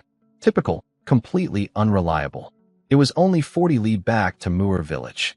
By early afternoon, we were riding up the mountain path. Before we even reached the house, the smell of cooking hit us, and not just any cooking. Meat. Are they stewing meat? Dashi sniffed the air, confused. Meat was expensive and rare. Serving it to the village women workers on a normal day seemed too lavish. I was puzzled too. Xingwan wasn't the type to waste money like that. Then something occurred to me, and I relaxed. We rounded the mountain bend and saw our home. The place was packed with people. When we rode up to the house, the whole village was there. Not just the women workers, but most of the men too. Xingwan and Lu Jinsue were running around cooking and directing helpers. The men were crowded around Zhao the blacksmith and Zhou Dahai, listening to them tell some story with wild excitement. A few of the men had wounds, some still bleeding through bandages. What happened? Did everyone get into a fight? Xiaobai asked, startled, but I already had a cold feeling in my gut. I'd expected something like this. Village chief Su Jiang spotted me from far away and came laughing. Here comes our little genius. He predicted everything. The villagers swarmed around us the moment we dismounted. Su Jiang explained it all. I'd warned them before leaving that the Wu family from Baisha village might try to ambush our salt delivery. Sure enough, they'd jumped Zhao and Zhou Dahai at the gorge. But the villagers I'd arranged as backup were already hidden there. They rushed out and sent the Wu men running. Those 2 blacksmiths are fierce, someone added. Zhao swung his iron hammer and sent men flying. Zhou Dahai with his big stick knocked them down in groups. The Wu family came with real swords and spears, over 20 strong men. If the whole village hadn't turned out, hundreds of us, we'd have been in serious trouble. How do they have so many fighting men who weren't drafted into the army? I asked, my eyebrows rising. Because they have connections at the county level. The county captain Wu Chuang controls the local militia. He pulls strings to keep their men home. I filed that away. Let's eat first. Qingwan had stewed some pine chickens and bought meat and wine to thank the villagers for protecting our salt. Everyone ate well. I gave each household 50 copper coins afterward, and 200 extra to each man who'd been hurt. People were nearly in tears. Between the regular work I'd been providing and these bonuses, every family in the village was eating properly now. At least 3 meals every 2 days instead of starving. We'd just finished handing out the money when a group of children came running up, faces pale with panic. The water channel dried up. There's no water. Su Jiang shot to his feet. The village had spent enormous effort this spring digging a 5-li irrigation channel from a branch of the Jade River, specifically to protect the crops in case of another drought. The rain this year was only average, but that channel had kept the fields green. If it stopped flowing in this heat, the crops would wilt in 3 days, lose half their yield in 7, and die completely in 2 weeks. I already knew what had happened. I called Xiaobai over, whispered some instructions, and sent him off on horseback out of the village. The men grabbed shovels and tools and followed the channel upstream. 5 li later, we could hear the river rushing. Plenty of water, no natural drought. We rounded a stand of trees and saw it. 100 people from Baisha village were piling dirt into our channel head, blocking it completely, cutting off our water supply. And standing over them with a broadsword was Wu Changqing, threatening his own villagers to keep working. Behind him stood a gang of tough Wu family men, watching like wolves. "Stop! All of you, stop!" Su Jiang charged forward, shouting, gripping his shovel. The Baisha villagers looked up in fear and started backing away. But Wu Changqing's voice boomed like thunder. "Keep working. Anyone who stops, you'll end up like Ma Wu. First they tried to rob our salt. Now they were cutting off our water. This was war." The Wu family men were beating Baisha village's own people, forcing the old and weak villagers to keep filling in our water channel. Their strong young men had all been drafted to the army. Only the helpless ones were left, too afraid to resist. Wu Changqing stood at the front with a steel saber and nearly 40 armed men behind him, blocking our path with a cruel grin. "You dug this channel through our land without permission," he shouted. "You ruined our village's feng shui. We have every right to block it. Back off. Anyone who steps forward gets cut down." Su Jiang was shaking with fury. "This is murder. Without water, our whole village dies. We'll fight you." He raised his shovel, but I pressed it back down. "This started because of me. I'll handle it," I said. I walked forward and saw someone lying in the dirt, covered in blood. It was Ma Wu, Baisha village's own chief. I knelt beside him and helped him up. "They forced our entire village at sword point to block your channel," he gasped. I refused, so they beat me half to death. "Please, whatever you do, don't blame our villagers." They had no choice. Then something far worse happened. From the nearby trees, a girl of about 14 or 15 stumbled out, naked, carrying a small boy whose legs were covered in blood. She was sobbing hysterically. Behind her, several teenage boys strolled out of the woods, some still tying their belts, laughing. Her mother screamed and ran to cover her with a jacket. "Mama," the girl wailed, "those Wu family animals, they cut off my little brothers. Just for fun. They said they wanted to make the village's first eunuch. When I tried to save him, they held me down in the woods and took turns." The mother saw both her children, one mutilated, one violated, and collapsed unconscious on the ground. And those young monsters? They didn't run.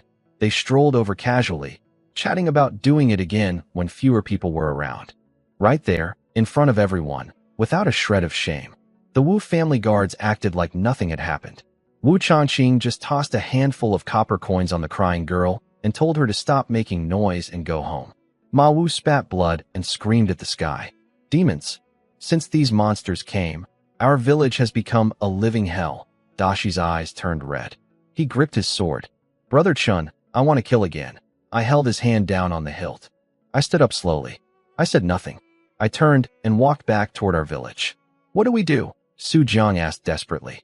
Everyone stared at me, expecting me to lead a charge. "I promise all of you, tomorrow the water will flow again. For now, go home." They looked stunned. They'd expected a fight. They couldn't understand why I was walking away, but I knew exactly what I was doing. Su Jiang looked at my back, calmed himself down, and told everyone to follow me home. Behind us, the Wu family men burst into mocking laughter. Thought he was tough. Turns out he's a coward with no guts. Their insults cut deep. My people were grinding their teeth to dust, but I didn't turn around. Not once. I didn't give Wu Changqing a single glance. That confused him. He'd set the whole thing up as a trap. fill our channel, force us to come, then ambush me with 40 armed men and cut me down in the chaos. When I just walked away, his plan fell apart. Back in the village, I finally turned to face everyone. I held up 3 fingers. 3 things. First, tomorrow the water flows again. Second, the Wu family will be destroyed. Third, I swear this on my life. Now go home and get back to work. I went inside and closed the door. The villagers stood in stunned silence. Destroyed? The entire Wu family? That was dozens of people, maybe over 100. But then they remembered those 7 Wu thugs who'd vanished without a trace weeks ago, and a chill ran through every one of them. The Wu family is finished, Su Jiang said quietly, and everyone heard it like thunder. That night, hoofbeats in the dark. 20 riders. 20 horses with cloth-wrapped hooves to muffle the sound. Black masks, full weapons, killing intent rolling off them like heat from a forge. Xiaobai had ridden to the stronghold that afternoon on my orders and brought back 20 of our best fighters. Qinshu stayed behind with a small crew to keep building. I waited at the village entrance with Dashi. When they arrived, I nodded once. Let's go? Kill the tyrants. Kill the tyrants. 20 voices answered in a low roar. Baisha village was only 7 or 8 li away. We were there in minutes. Deep night. Most of the village was dark, but the Wu family compound, a massive walled estate on the highest ground, still glowed with lamplight. I could hear children playing inside. I'd already gathered intelligence. The Wu clan had seized the best land in the village, driven out the original families by force, even killed 2 people who refused to leave. The county captain covered for them, so a small payment settled everything. They'd forced villagers to build them this fortress of a compound where the whole clan lived together. Usually, that kind of setup would be smart. Tonight, it meant I could take them all at once. I'd also learned what Wu Changqing was planning. He'd already arranged with his nephew Wu Chuang, the county captain, to arrest me on charges of making illegal salt the next time I went to town. They'd throw me in prison, torture my salt refining secret out of me, then move into our village and take everything. They were already talking about who'd get my wife. Wu Chuang had his eye on Qingwan. They were dividing up the village women like livestock. I pulled up my black mask, raised my hand, kicked my horse forward. The white stallion shot like an arrow toward the compound gate. Behind me, the Xiang fighters charged with fire in their blood, their first battle riding alongside me. Inside the compound, Wu Changqing was chewing pork and drinking wine, laughing about his plans. Then the table started shaking. Ripples spread across the wine in his bowl. Before he could figure out what was happening, the front gate exploded inward. My horse leaped through the wreckage. I already had an arrow drawn, and my eyes found Wu Changqing instantly. Wu Changqing, I called out. Who dares break into my... He never finished. I released the string. The arrow crossed the space between us in a flash, entered through his open mouth, punched out the back of his skull, and pinned him to the pillar behind him. The Wu men were drunk and slow. By the time they scrambled for their weapons, it was already over. 20 of us poured into the compound. No mercy. Every blade found flesh. Dashi shot one of those teenage monsters with his crossbow, the ringleader, the one who'd led the attack on that poor girl and her brother. He pinned the kid's head to a post. That's for the girl called Xinger, he snarled. Cheng Guang drove his sword through a man's chest. Lu Handong crushed another's shoulder with his iron staff. Xiaobai was the deadliest of all. 4 kills in rapid succession, shooting while moving at 30 paces, never missing. Nobody could match his speed except me. It was over fast. Almost all the fighting men were dead. Half of them fell to my arrows and Xiaobai's bolts alone. The survivors, old people, wounded men, women, and children, were herded into the courtyard. The bodies were dragged there too. Cheng Guang found the household register and called every name. When he finished the count, he reported 42 dead, 67 remaining. 2 men were away with Wu Chuang. Everyone else was accounted for, down to the babies in their cradles. I gave the order. All males 10 and older, kill them. Blades flashed. Blood sprayed. Screaming filled the night. When it was done, not a single male over 10 was left alive. We also found a fortune inside: silver, grain, 15 horses, 2 large carts. All of it went to the stronghold. Recover every arrow. Tie the remaining women and children to the upper floors. Let the people of Baisha village decide their fate. Move out. As we rode out, Cheng Guang called for the banner. Someone tossed a cloth scroll into the air. Xiao Bai, already galloping past the gate, spun in his saddle without aiming and fired. The bolt punched through the wooden rod and nailed the banner to a pillar. The white cloth unrolled downward, revealing two blood-red characters, Xiang Stronghold. Nice shot. The men cheered. Getting better, I told Xiao Bai with a nod. 40 paces, moving target, perfect accuracy. He was surpassing even Shinshu now. Still not good enough, Xiao Bai said. My goal is 80 paces without a single miss, then keep training. The whole raid took maybe 15 minutes. Every Wu male over 10, dead. After the main force pulled out, I stayed behind with Xiao Bai, hidden in the shadows, watching what happened next. The village had woken during the killing. Nobody dared approach while it was happening. But afterward, people crept toward the compound one by one. Then more came. Eventually, even the beaten village chief Ma Wu shuffled over, clutching his chest. Chief Ma, the Wu family. They're all dead. A banner says it was Xiang's stronghold bandits. Ma Wu stared at Wu Changqing's body slumped against the pillar, eyes still open, and ground his teeth. Good. They deserved every bit of it. Then an old Wu woman tied up on the second floor started screaming orders. Ma Wu, get us down this instant. Send someone to the county to fetch my grandson Chuang. Hurry, you worthless peasants. Even now, hanging from a beam with their men lying in pieces below, these people still thought they could give orders. The other Wu women joined in, screeching and cursing the villagers. Should we let them down? Someone asked Ma Wu. Of course, he said with a cold smile. He walked over and yanked the rope slip knot. The old woman dropped from over a zhang up and hit the ground hard. Both her legs broke on impact. She screamed and cursed him. He stood over her, eyes blood red, and told her everything. How when he'd gone to war, her family had dragged his wife to their compound as a slave, worked her day and night without food. Their men violated her repeatedly. She could barely walk now. She could never bear children. His family line was finished because of this woman. He picked up a fallen sword and split her skull open. Revenge.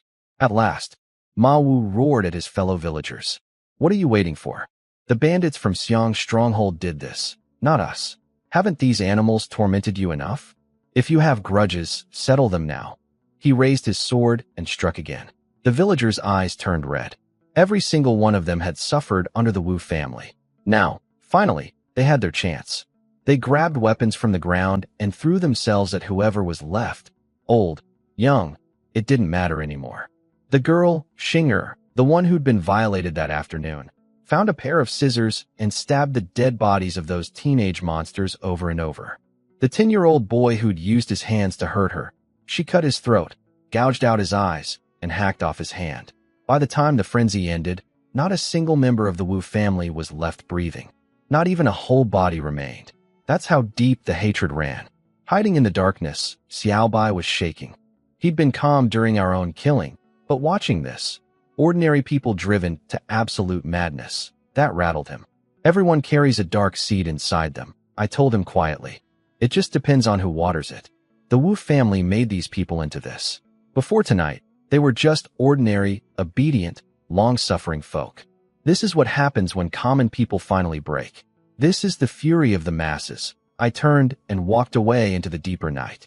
Cheng Guang and the others rode back to the stronghold. They had work to do, but I heard later that they stayed up half the night talking about the raid, about watching me fight up close. They said I turned killing into an art form.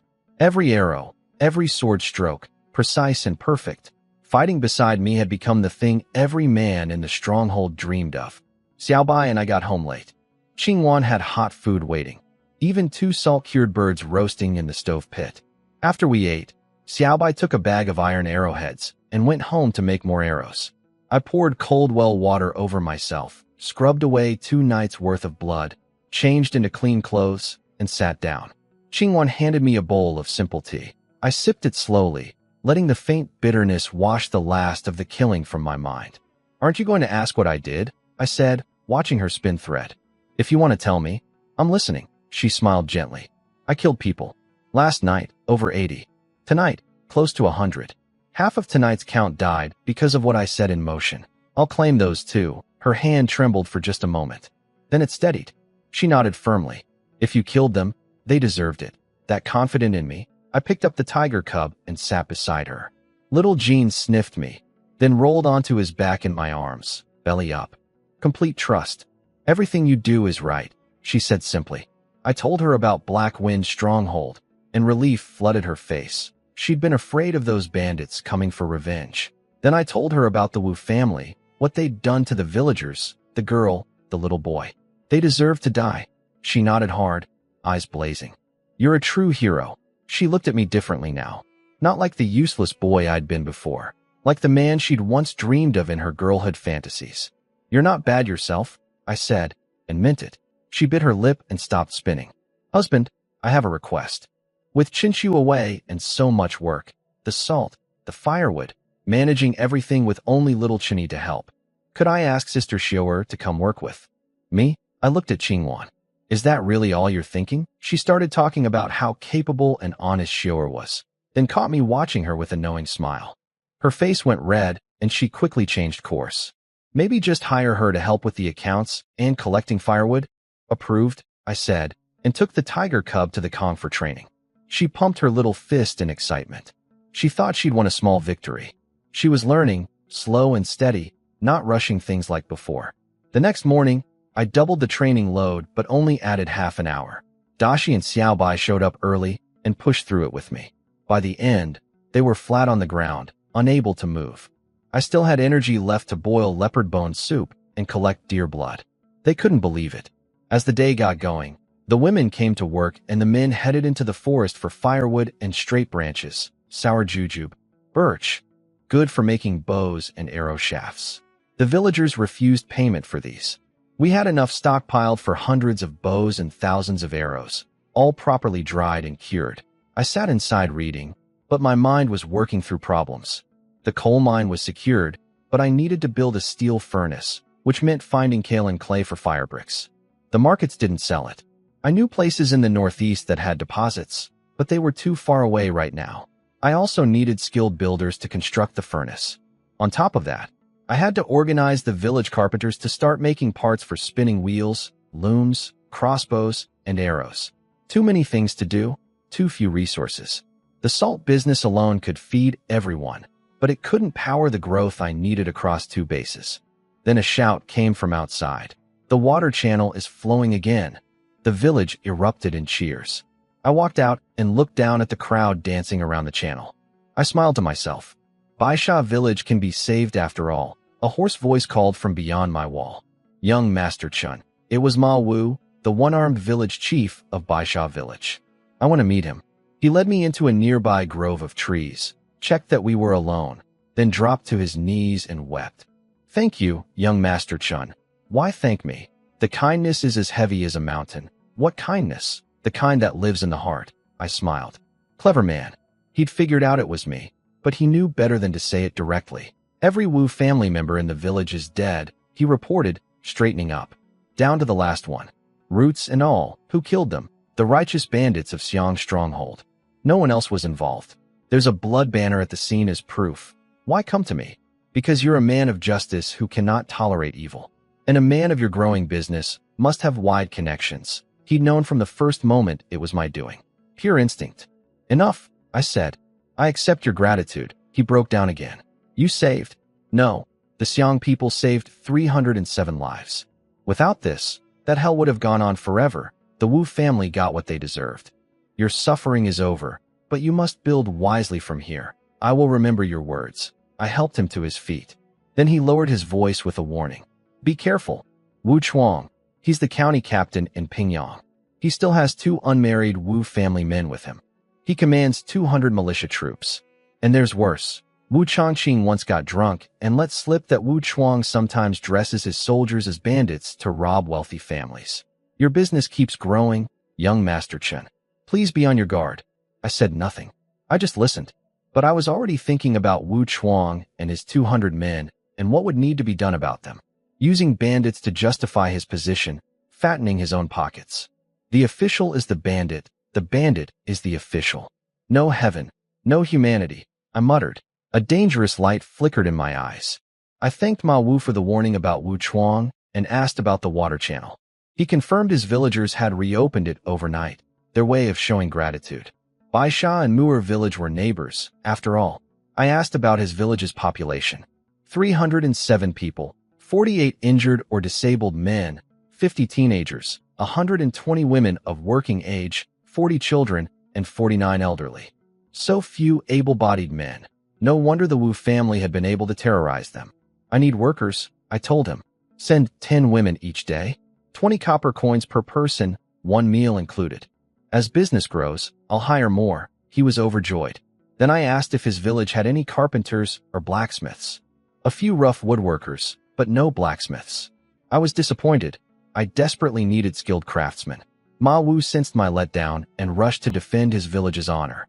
We may not have smiths, but we're the best bricklayers and builders around. There's a saying in Pingyang County, Mu'er village for woodwork, Baisha for houses, Wanyao for pottery. Each village has its specialty. The moment he said, Wanyao village and pottery, something clicked in my head like a thunderbolt. Pottery requires kaolin clay. Kaolin clay makes fire bricks. Fire bricks build steel furnaces. And potters who can build kilns can learn to build blast furnaces with the right guidance. Wanyao village was only 20-some li away. The answer to my biggest problem had been right under my nose this whole time. Ma Wu saw my face brighten and started boasting about his village's construction skills, offering to rebuild my house for free. No, I stopped him. That's not what we need right now. We need to prepare defenses. He didn't understand at first, so I laid it out plainly. Wu Chuang, the county captain, half official, half bandit, had just lost his entire family. Even though we'd pinned everything on Xiang's stronghold, that might fool the courts, but not Wu Chuang himself. He was vicious and unpredictable. He could easily disguise his militia as bandits and attack both our villages for revenge and plunder. The color drained from Ma Wu's face. Sweat beaded on his forehead as it sank in. We need to prepare now, I said. This concerns 600 or 700 lives across both villages. Get Su Jiang. The 3 of us will plan together. He nodded hard and hurried off. Back home, I was thinking through next steps when I glanced up and saw Su Xiao'er standing at the doorway, handling the firewood collection in Qinshu's absence. She was keeping clean records, counting payments, working efficiently. Then she turned and caught me looking at her. Her cheeks flushed, and she suddenly didn't know what to do with her hands. I felt a small jolt. The old Li Chun had drooled over this girl endlessly and never gotten anywhere. Now the tables had turned somewhat. I walked over. Xiao'er, thank you for helping. You'll be paid properly, don't worry. Up close, I understood why she was called the most beautiful woman across all 3 villages along the Jade Dragon River. Even in rough homespun clothes, her figure was impossible to hide.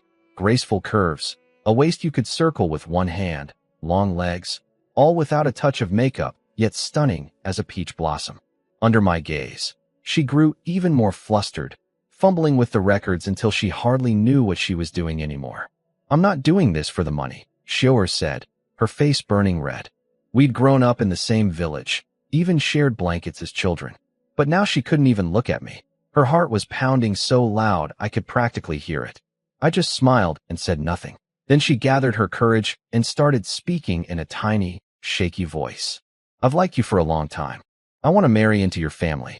My parents used to say you were no good, but now you've changed. Do you still like me? I don't eat much, and I promise I'll get along with Wanner. I'd never bully her. Xiao'er, you like sister-in-law? Oh my, a woman's voice cut in from behind. Xiao'er looked up and nearly died of embarrassment. It was Ma Lian, who'd just been dropping off wild fruits. She'd heard Xiao'er talking, but missed the context entirely. The poor girl covered her face with both hands, mortified. I came walking over from the workshop just in time to witness the whole scene. Shortly after, Su Jiang returned with Ma Wu. Their faces were grim. We got straight to business. I heard what Ma Wu told you, Su Jiang said. Your concerns make sense. Then let's not waste time talking, I said. Ma Wu, has Wu Chuang come back yet? We sent word to the city, but he hasn't returned. Just then, thunder-like hoofbeats shook the ground. A dozen riders galloped past Mu'er village heading toward Baisha. Ma Wu's face went white. That might be Wu Chuang. Go back now, I told him. Take the shortcut. Act normal. Watch what he does. Come back after he leaves. Ma Wu rode off at full speed. Su Jiang asked if Wu Chuang would really attack our village too. I told him, if everything Ma Wu said about Wu Chuang was true, then yes, absolutely. The man was no ordinary official. He was a demon wearing a government badge. We waited all afternoon. No sign of Wu Chuang leaving. No sign of Ma Wu returning. Something was wrong. I was about to ride to Baisha village when hoofbeats erupted again. A dozen horses came tearing back along the road. The lead rider stopped at our village entrance and looked up the hill, straight at my house. I stood in the yard, staring right back. Even at that distance, I knew it was Wu Chuang. He studied my home for a long moment. Then he kicked his horse and rode off. I watched the dust trail disappear, my eyes hardening. Was that Wu Chuang? Su Jiang asked quietly beside me. Yes, I thought for a moment. Then the answer hit me like lightning. Uncle Su, they're going to massacre the village and rob everything. Baisha village is in danger, and we'll be caught in it too. Tonight, let's go check on Baisha first. Dashi and Xiaobai already had the horses ready. We galloped to Baisha village. Before we even reached the edge, we could hear crying and cursing. Inside, people sat bleeding in their doorways, moaning. Ma Wu limped toward us, supported by his wife. His face was swollen, his clothes torn and bloodstained, whip marks across his neck. Wu Chuang gathered the whole village and interrogated everyone, he explained bitterly. When nobody talked, he went berserk and had his men beat everyone half to death. He didn't dare kill openly, his official position stopped him. But barely. Ma Wu, I said, my voice heavy. Your village faces disaster tonight. What? But it was Xiang's stronghold that killed his family. It has nothing to do with us. And he already beat us today. From a normal person's logic, you'd be right. But Wu Chuang isn't a person. He's a monster. Su Jiang asked why I was so certain it would be tonight. When a whole family of dozens gets wiped out, the provincial government will hear about it. I explained to Su Jiang and Ma Wu. Normally they'd send real soldiers to hunt down Xiang's stronghold. But first they'd investigate, and they'd find out the Wu family deserved what they got. During wartime, with the Northern Goose Pass under pressure, they won't waste troops on something like that. So Wu Chuang needs to make the situation bigger. He needs more dead villagers, a lot more, to force the province's hand. He'll have his militia disguise themselves as bandits and slaughter both Baisha and Mu'er village. 2 entire villages wiped out? The province will have to send troops. And while he's at it, he gets revenge, robs us blind, and maybe captures me for my salt formula. Su Jiang's eyes went wide as the logic clicked. And it has to be tonight, before anything changes. Ma Wu's face was white. What do we do? Move everyone from Baisha village to Mu'er village. Now. 1 hour. Go. Ma Wu was efficient.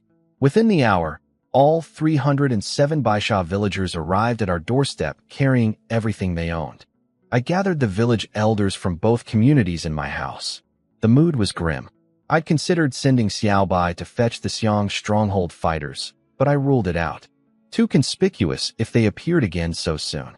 They were exhausted from 2 back-to-back battles. And most critically, there wasn't enough time. Wu Chuang had left in late afternoon. By the time anyone reached the stronghold and rode back, it would be too late. This fight, I'd lead with 600 villagers. Just ordinary people against trained militia. 3 things, I said. First, evacuate all elderly, women, and children into the mountains. We fight with clear minds. Second, every male between 15 and 50, line up now. I need to see what we're working with. Plus 30 strong women volunteers. Third, the battle plan. Wu Chuang has 300 militia, but he won't bring them all. He needs secrecy. 100 men is his limit.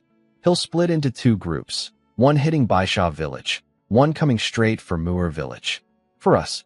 So we concentrate our force and destroy them one group at a time. I laid out the tactical details. Then the sun dropped behind the mountains and darkness swallowed everything. The village went silent. Not even a dog barking or a rooster crowing. Then, faint vibrations through the ground. Muffled hoofbeats, horses with cloth-wrapped hooves. About 40 cavalry entered the gorge, followed by 60-some men on foot, all radiating killing intent, eyes glinting cold in the darkness. At the fork, they split exactly as I predicted. The cavalry veered toward Baisha village. The 60-odd foot soldiers came straight for Mu'er village, but they didn't stop in the village. They marched right through, heading up the cliff path to my home.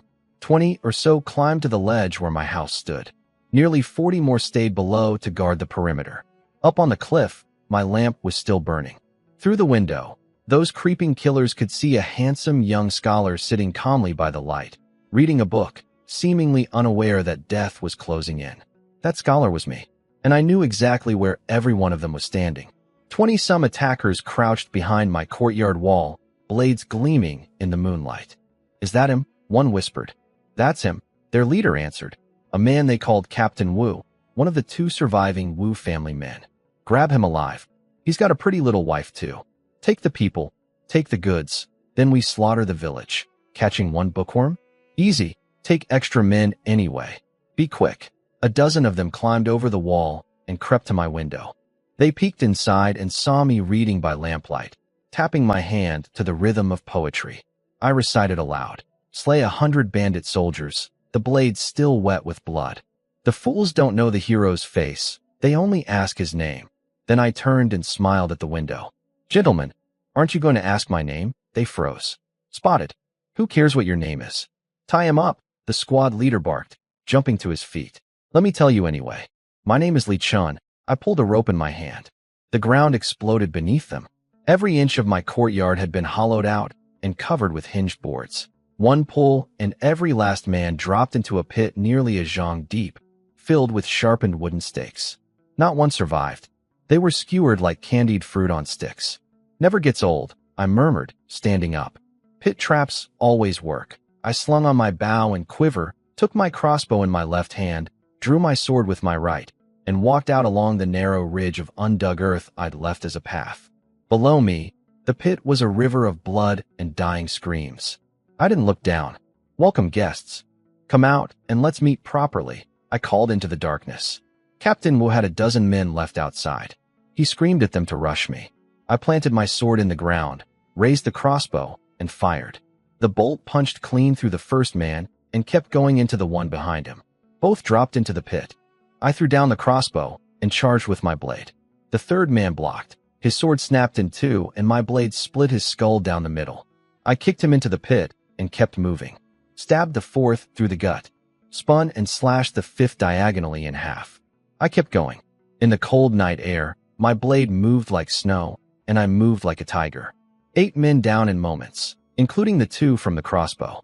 The last 4 stumbled backward in terror, clustering around Captain Wu. I cut through them like they were nothing. "State your name," I said, resting on my sword. Captain Wu wouldn't give it. He growled through clenched teeth, "You can't escape, Li Chun. We still have 40 or 50 men below. Let's see how many you can kill." "Oh? You mean those men?" I pointed casually at the troops scrambling up the cliff path toward us. Before he could respond, his eyes went wide. "Look out." Too late. Up on the cliff top above, boulders began crashing down, one after another, an avalanche of stone that Dashi and the others had prepared. The thundering rocks crushed at least 20 men into paste. The survivors, maybe 20 more, pressed themselves flat against the cliff face, shaking, too terrified to move. Then from below came a roar. "Die, you bastards!" 60 or 70 village men burst out of hiding, swinging spears, clubs, and shovels, charging up the mountain. "Get up here. Regroup with us," Captain Wu screamed at his surviving men below. They scrambled up and joined him. About 25 men total now, with angry villagers closing in from below. I just stood there watching, sword planted, not moving, almost amused. Captain Wu made his decision. He pointed his blade at me. "Take him. Use him as a hostage. Those farmers won't dare touch us if we have him." His remaining men howled and charged straight at me. I didn't bother fighting them head on. I just stepped back onto the narrow earth ridge over the pit and drew my bow. One arrow. The man in front toppled straight into the stakes below. "He's got a bow?" "And a crossbow." The rest panicked. Nobody dared cross that thin strip of ground toward me. I picked up my crossbow, loaded it casually, and aimed. They all hit the dirt in terror. Pathetic. Killing you would just dirty my hands. I lowered the crossbow. Not even worth the bolt. "Run." Into the mountains. Captain Wu leaped up and sprinted for the tree line. My arrow caught him in the gut, sinking half a foot deep. He crumpled to the ground. From the shadows ahead, a voice called out, "This road is closed." Xiaobai stepped into the moonlight with his crossbow raised. Dashi stood beside him, sword gleaming. Behind them, 40 or 50 villagers carrying every tool and weapon they could find, rage burning in their eyes. "Kill!" Dashi roared and charged. Over 100 furious village men closed in from both sides. Xiaobai and I picked off anyone who tried to break through. Captain Wu was already down. They were shattered. They resisted for barely half a stick of incense before the last 15 dropped to their knees and surrendered. The villagers beat them bloody anyway and tied them up. Our casualties: one man who twisted his ankle charging too hard. That was it. 0 again. Ma Wu walked over dragging a blood-dripping saber, having personally cut down 3 of the attackers with just one arm. He gave me a thumbs up. You predicted everything. You turned a bunch of rough farmers into an army and wiped them out. Incredible. Save the praise, I said. There are still 40-some cavalry unaccounted for. Those are the real threat. The cavalry had ridden to Baisha village expecting easy slaughter. Instead, they found an empty ghost town. Not a single person. Just a few horse traps that sent riders tumbling and cursing. Where the hell did everyone go? Their leader snarled. The younger Wu brother, the other Captain Wu. Finding nothing to kill, he turned his men around and headed for Muir village to help with the massacre there. But they'd wasted nearly an hour riding back and forth and dealing with the horse traps. Our battle was long finished, and we'd already set the next trap. As the cavalry thundered along the road near a stretch of forest, someone with sharp eyes spotted something. What's that hanging in the trees? There's a lot of them. The younger Captain Wu ordered men to investigate. They came running back, faces white. It's your brother. He's dead. All our men. They're hanging from the trees, stripped naked. He screamed in rage and ran toward the grove.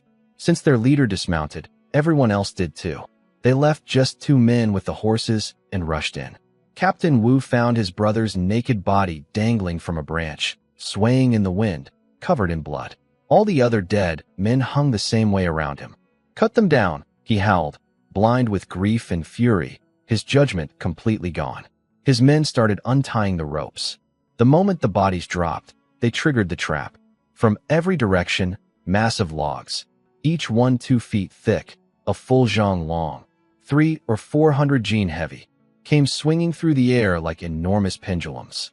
Dozens of them hung from the treetops on simple mechanical releases, all connected to those same ropes. The impact was beyond description. Anyone caught by a single log was sent flying or crushed flat. The unlucky ones caught between 2 logs at once were ground into paste. Not even pancakes, more like jelly that you'd need a shovel to scrape up. The second battle was even easier. It was practically over before it started. Cavalry is the deadliest force on any battlefield, as long as they stay mounted. The moment they dismount, they're finished. The younger Captain Wu made exactly that fatal mistake.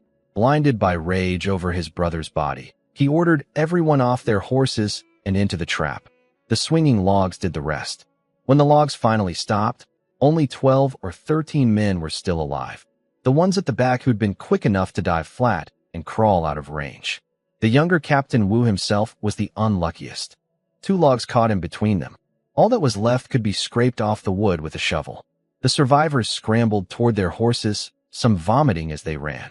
But when they got close, torches flared to life on 3 sides. Over 100 villagers stood waiting with weapons drawn, staring them down. Don't kill us. We surrender. They threw down their swords and dropped to their knees, shaking like leaves. Pathetic, Dashi spat. He'd been pumping himself up for a real fight, and both battles had ended before he got his fill. Ma Wu with one arm had killed more men than him tonight. These militia are supposed to be trained soldiers? Dashi complained. They're worse than bandits. With tactics like Brother Chen's, it wouldn't matter if real soldiers came, Xiaobai said. He could do the same thing to the northern barbarians. Ma Wu stared at me, struggling to swallow. Pit traps, boulders, corpse bait ambushes, pendulum logs. This was a small-scale military campaign. I saw generals try things like this in the army, but none of them came close to how smoothly you pulled it off. What did you learn tonight? I asked Dashi as I inspected the captured horses. Digging pits, rolling boulders, hanging bodies, swinging logs, he shouted proudly. Xiaobai glared at him. That's not what he's asking. Go ahead, I told Xiaobai. Never underestimate the enemy. The easier something seems, the more careful you should be. And when the enemy tries to make you angry, that's exactly when you stay calm. Good. Mount up. Drag those bodies back. Dashi sidled up to Xiaobai afterward, pouting. Stop showing off in front of Brother Chen. You're making me look bad, then start using your brain. Are you calling me stupid? See? You're getting smarter already. The final numbers. 106 attackers came. 76 dead. 30 survivors. 10 badly wounded. 20 who surrendered early enough to stay in one piece. Both Wu captains were dead. The elder one took an arrow and a club to the skull. The younger one was paced between two logs.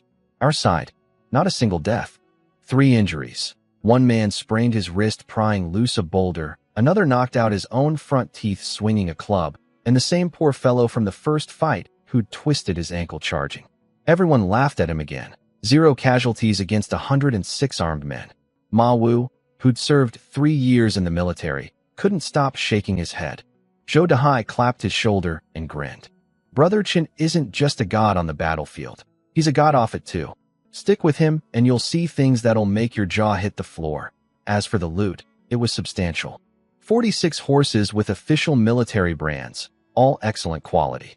Combined with the horses from Blackwind Stronghold, Xiang Stronghold, and the Wu family estate, we'd passed 100 horses. That was a small cavalry force, enough to shift the balance of a local battle. We found over 150 swords and sabers on the bodies. No bows, unfortunately. They hadn't bothered bringing any against mere villagers. Nearly 500 taels of silver in their pockets too. Add that to the 20,000 taels we'd already taken from the Wu compound, and we were sitting on serious wealth. What do we do with the prisoners? Su Jiang asked. Tie them tight, load them on carts. Xiaobai and Dashi take them to the stronghold tonight. They dig coal. From now on, every bandit and criminal we captured would work the mines as slave labor. I felt zero sympathy for these men, and I'd made a new rule for myself. Don't kill prisoners if you can use them. Save money, save effort, save manpower. Just cost a few extra gene of grain. The evacuated villagers all came back down from the mountains. Under the torchlight, Ma Wu led every person from Baisha village, all 307 of them, to kneel before me, weeping. You saved us all. We don't know how to repay this. I helped Ma Wu up. We're neighbors. One family. No need for talk like that. They wanted to build me a shrine. I told them no. I was too young for that kind of thing. More likely to shorten my life than bless it. Then I got serious. Tonight taught me something. It's famine times.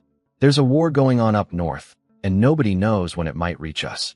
We need proper defenses.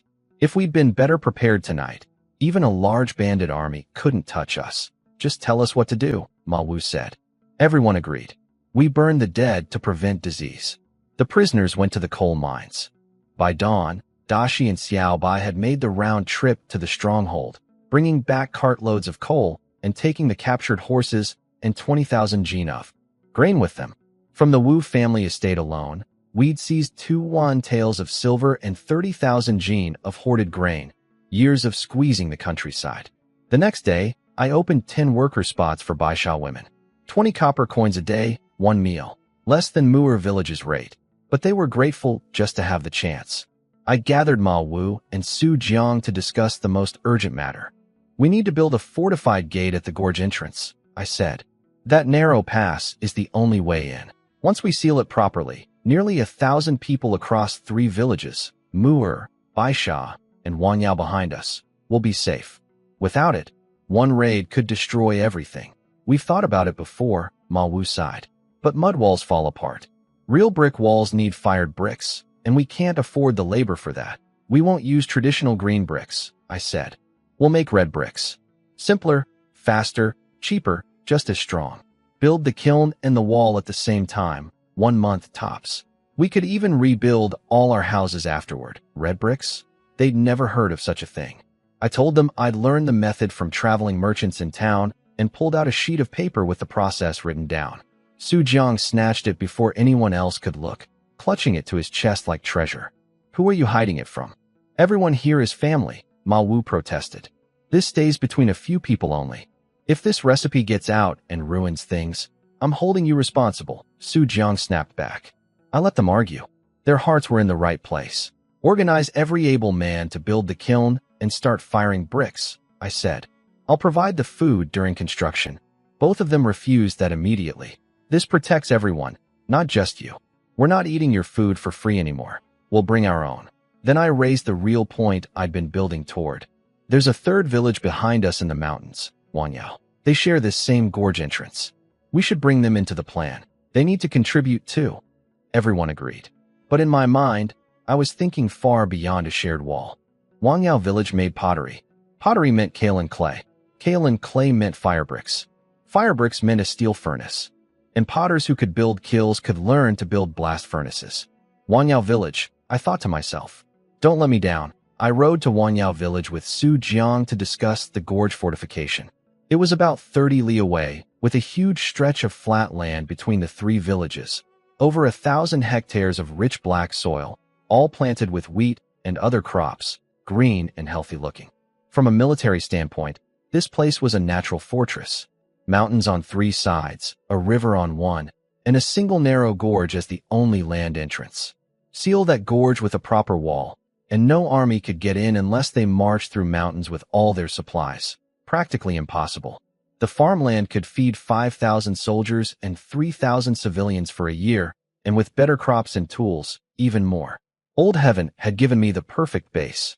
I just needed to build it. Su Jiang was still fretting about sharing the red brick recipe with Baisha village. I told him not to worry. We'd save their lives, and besides, the secret couldn't stay hidden when hundreds of people would be making bricks anyway. Better to share openly and earn deeper loyalty. If you don't succeed with a heart like that, he said, giving me a thumbs up, there's no justice in heaven. When we arrived at Wangyao village, the first thing I noticed was several pottery kilns standing tall. My heart lifted. If they could build kilns for porcelain, which requires extreme heat and airtight seals, then with my guidance and the right firebrick material, building a steel furnace would be easy. The village chief, Wang Shou, welcomed us warmly. Su Jiang introduced me as a hunter. Wang Shou's eyes lit up immediately.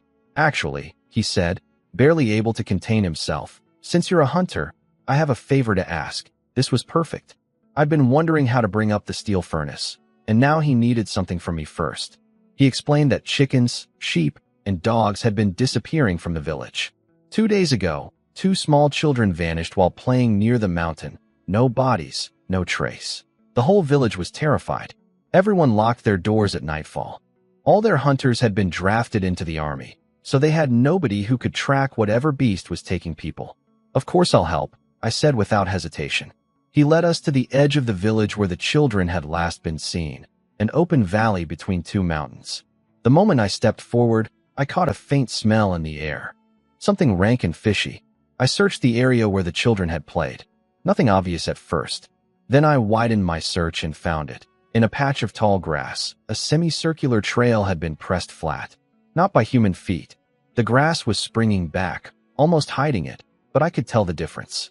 The trail wound uphill into the mountain, and the fishy smell grew stronger. I followed it 100 paces up and lost the track behind some bushes. But there in the undergrowth, I found 2 scales, each one half the size of my palm. Python. I examined them carefully. No doubt about it. A massive one. What did you find? Wang Shou called from below. I walked back and showed them the scales in my open palm. A snake? Wang Shou's eyes went wide. No snake gets big enough to eat children, Su Jiang said doubtfully. This is a python. Over 300 gene. It could swallow a child, a sheep, even a small adult without any trouble. Wang Shou went pale. Then he grabbed my hand, eyes desperate. You're a hunter. You must know how to kill something like this. Please save our village. If this thing keeps eating people, we can't stay here. I'm begging you. Didn't listen to warnings, and no brains either. I muttered, watching the chaos unfold. Behind the fleeing villagers, heavy hoofbeats thundered like drums, punctuated by screams. I pulled the cover off my crossbow, loaded a bolt, and raised it. Perfect chance to test this weapon's power. The villagers scattered in every direction as trees snapped and crashed behind them. Then the beast burst into the open. A massive wild boar, enormous tusks gleaming, body coated in thick layers of hardened pine resin. This was the armored boar I'd been hearing about. Its tiny eyes were blood red with rage. Directly ahead of it, a skinny boy was sprinting for his life. The boar was closing fast, head lowered, ready to gore him and toss him into the air. Xiaobai, get down, I roared. I recognized him. Ho Xiaobai, my childhood friend. He heard me and threw himself flat on the ground, exposing the boar's massive head behind him. I emptied my mind. Everything went still. The boar, 100 paces out, seemed to zoom right up to my face. My fingers squeezed the trigger. A dull thump, and the three-edged bolt crossed the distance in a flash. It punched through the boar's forehead and sank halfway in. The beast let out a deafening shriek, veered sideways, plowed a trench in the earth, and collapsed. I reloaded immediately and approached in combat stance, keeping my crossbow trained on it. "Xiaobai, you okay?" I'm fine," he said, sitting up shaking like a leaf. Dashi ran over to help him. "Stay back. It might not be dead," I warned. But then Zhou Dahai, a stocky man with a limp, rushed out from the side with a hunting fork, cursing, trying to finish it off. The boar erupted back to life with a terrible scream. In an instant its tusks were pressed against his chest, one twitch away from punching through him. He closed his eyes, waiting to die. I fired again. The bolt entered through the boar's right eye and exited the other side. The beast went limp for good. Zhou Dahai opened his eyes and stared at the arrow through the boar's skull, then looked at me standing there with my crossbow. He couldn't believe it. 180 paces. One shot through the forehead, one through the eye.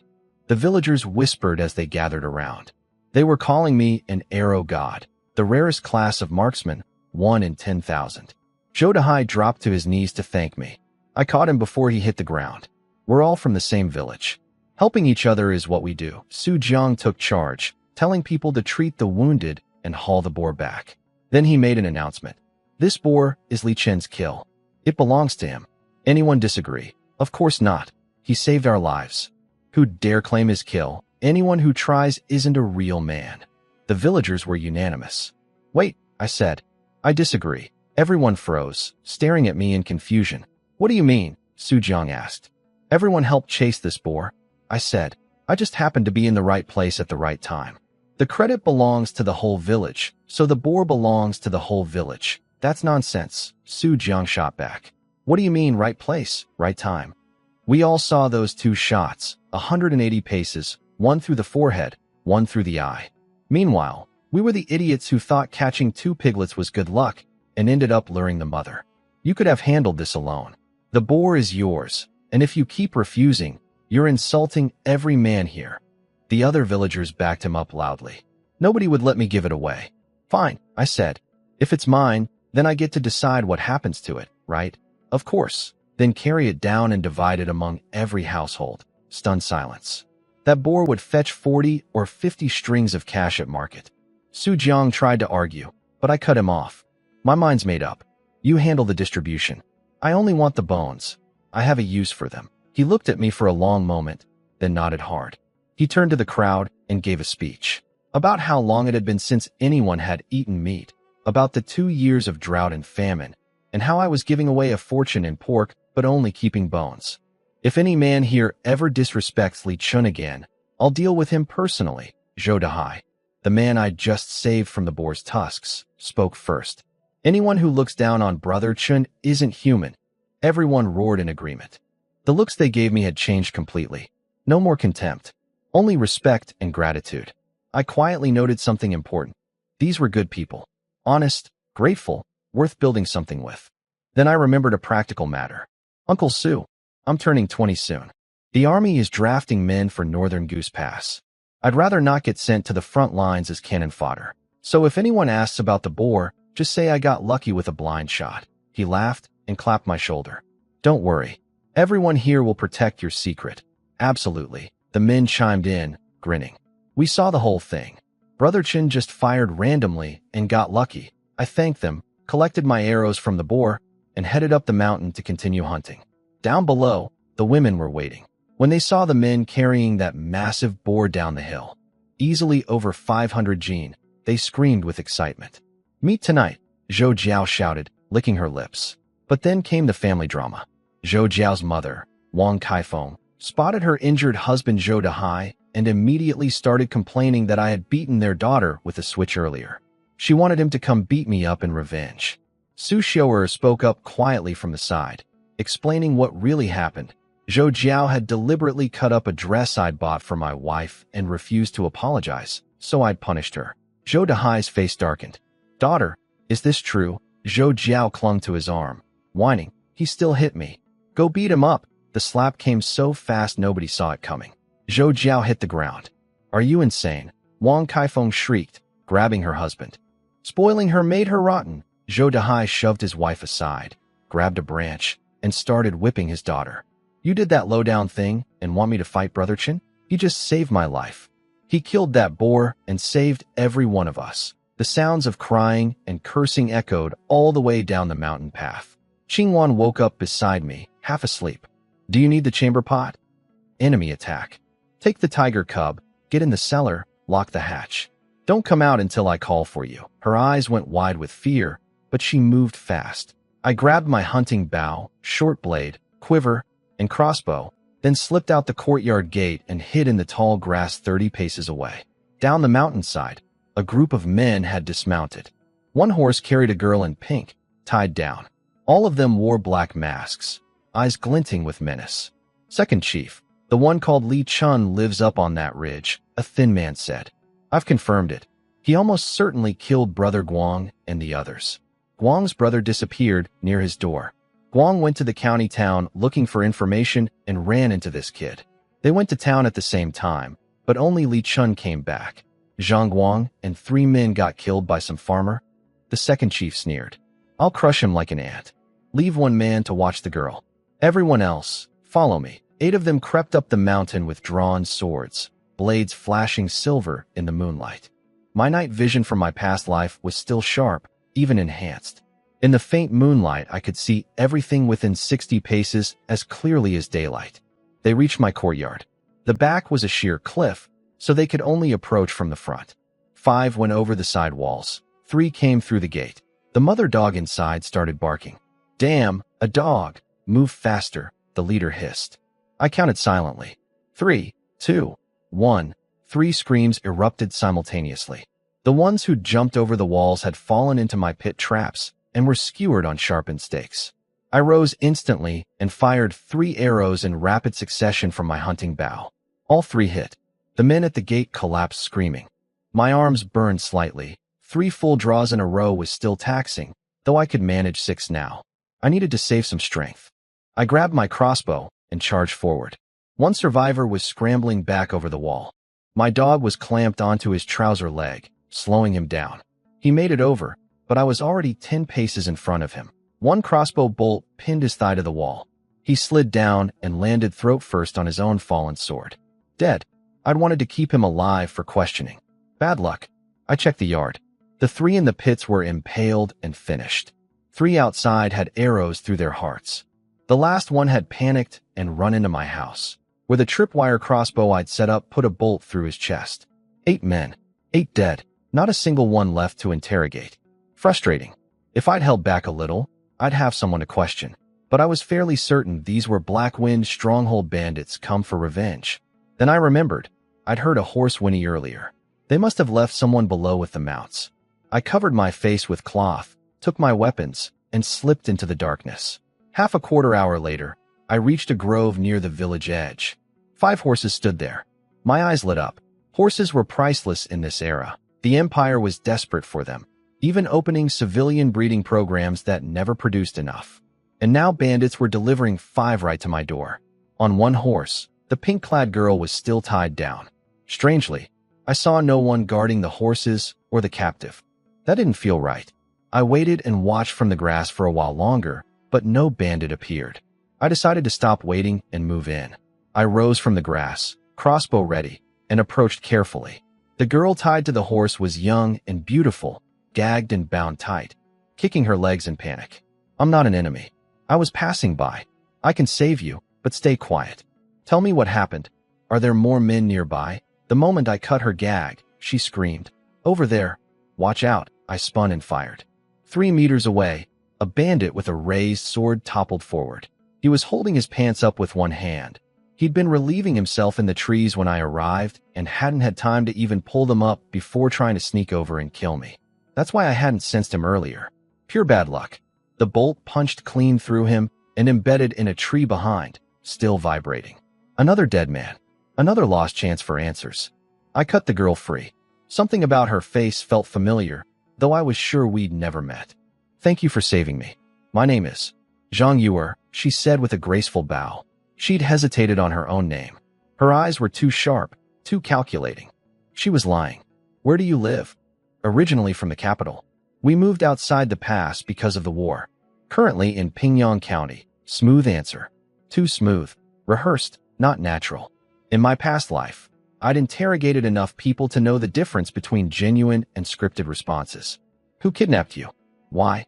I don't know. I'd had enough. Then goodbye. I turned to take the horses. Wait. It's the middle of the night. I'm a woman alone. I can't go back to the city by myself. Please escort me. I'll reward you. I swear on my life. No thanks. I was already mounting up. She hiked up her skirt and chased after me, tripped, and face-planted into the grass. She sat up spitting out leaves and grass bits. I couldn't help it. I pulled up the reins and looked back. It was actually pretty funny. She stood up, wiped her mouth, and glared at me. You are the most selfish, rude, ungrateful man I have ever met. Me? Yes, you. I'm a helpless woman in the dead of night begging for an escort, and you refuse. You walk off without a backward glance. You don't even help me up when I fall. That's rude and heartless. Ta! She spat out another grass leaf. Hard to tell if she was spitting at the grass or at me. I saved your life. Why won't you tell me the truth? You show up in the middle of the night wearing a mask. How do I know you're not one of the bandits? Maybe this is all a trick. Maybe you're even worse than them. Can you blame me for being cautious? She stood there with her hands on her hips, looking both furious and wronged, her mouth going a mile a minute. But her eyes never left me, studying my every move. I could practically hear her thinking. She was sizing me up, tall, strong, clearly capable, radiating what she apparently decided was righteous energy. And I could tell the exact moment her thoughts shifted from self-preservation to something else entirely. Her gaze softened and her cheeks colored slightly. I pinched the bridge of my nose. I'd killed 9 men tonight, and now I was stuck with this chatterbox. Fine. Better to take her back to the city than let her follow me home and figure out who I was. I dismounted, tied the other horses to a tree, and led one over. Get on. I'll take you back. Really? Her face lit up like sunrise. She tried to mount the horse and failed spectacularly. 3 attempts, couldn't get up. I put my hand on her lower back and lifted her into the saddle. The instant my palm touched her waist, her face turned crimson and she went completely still. I climbed up and we rode toward the city. Listen carefully. I don't want anyone knowing my face or where I'm from. If anyone asks, here's what happened. The bandits ran into trouble on the road, scattered in the chaos, and you escaped on your own. Then you happened to meet a passing stranger, me. Understood? That evening, I drank some wine with the others. In my previous life, I was the king of drinks. 1,000 cups couldn't get me drunk. This body seems even stronger. The alcohol dissolves the instant it hits my stomach, evaporating through my pores like mist. Getting drunk in this life might be truly impossible.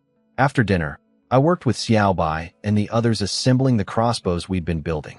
For total, 1 each. Powerful pulley crossbows, every one of them. I told the 3 of them everything. Black Wind Stronghold, the bandits, my plan. 4 of us against nearly 100 men. I asked if they were scared. Not scared, Dashi shouted, hoisting a 100-gene stone lock overhead. His arms were trembling. Then why are you shaking? You're obviously terrified, Xiaobai mocked, then casually loaded his crossbow and put a bolt dead center through a coin-sized target across the room. His aim gets sharper every day. That's excitement, Dashi protested, eyes bulging. Chinshu had been thinking quietly. Brother Chun, how do you want to fight this? Tell me your ideas first, I said. I've been watching these 3 grow, and each one's strengths are clear now. Chinshu is the strategist, clever, precise, good at reading the whole board. Xiaobai is skilled and sharp, a born marksman. Dashi is honest, obedient, and impossibly strong. Among the 3, Chinshu stands tallest. He laid out his plan. It was solid but still theoretical, a few assumptions that wouldn't survive real combat. I corrected him, then explained my own strategy. All 3 stared at me in shock. Brother Chun, I've never heard of anything like this. Will it work? Chinshu asked. I smiled. We'll test it in the deep forest tomorrow. Then little Chinny squealed with delight. The tiger cub opened its eyes. Come look, we crowded around. The cub blinked open a pair of amber eyes, looking everywhere, sniffing at each of us, tiny paws kicking the air. Utterly adorable. I held it. Nearly 4 gene already after just 2 weeks, with a frame that promised 300 or 400 gene when grown. When our eyes met, the cub shuddered and pressed its front paws together like a little bow.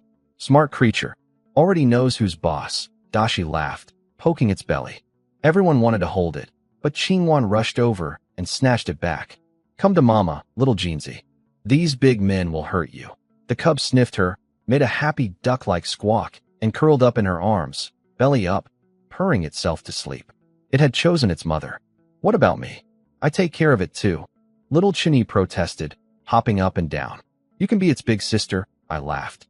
Okay. Wait, doesn't that mess up the family order? She said, and everyone burst out laughing. Later, after everyone left, I sat on the Kong with Qingwan while she fed the cub dog milk and mare's milk, burped it, and played with it, giggling softly. Warm, peaceful. You heard everything we said, didn't you? I asked. Her eyes reddened. She nodded. Don't worry. Everything is under control, but there are so many murderous bandits, and only 4 of you. It's too dangerous. We'll have backup from Xiang Stronghold. Bai Yu Xiang is their chief. Then why not let them fight? Why must you 4 lead the attack? Because I need to train soldiers. I need Dashi and the others to become real fighters, fast. She stared at me, startled. Train soldiers? Husband, what exactly are you trying to do? I looked out toward the vast peaks of Taibai Mountain. Something sharp flickered in my eyes.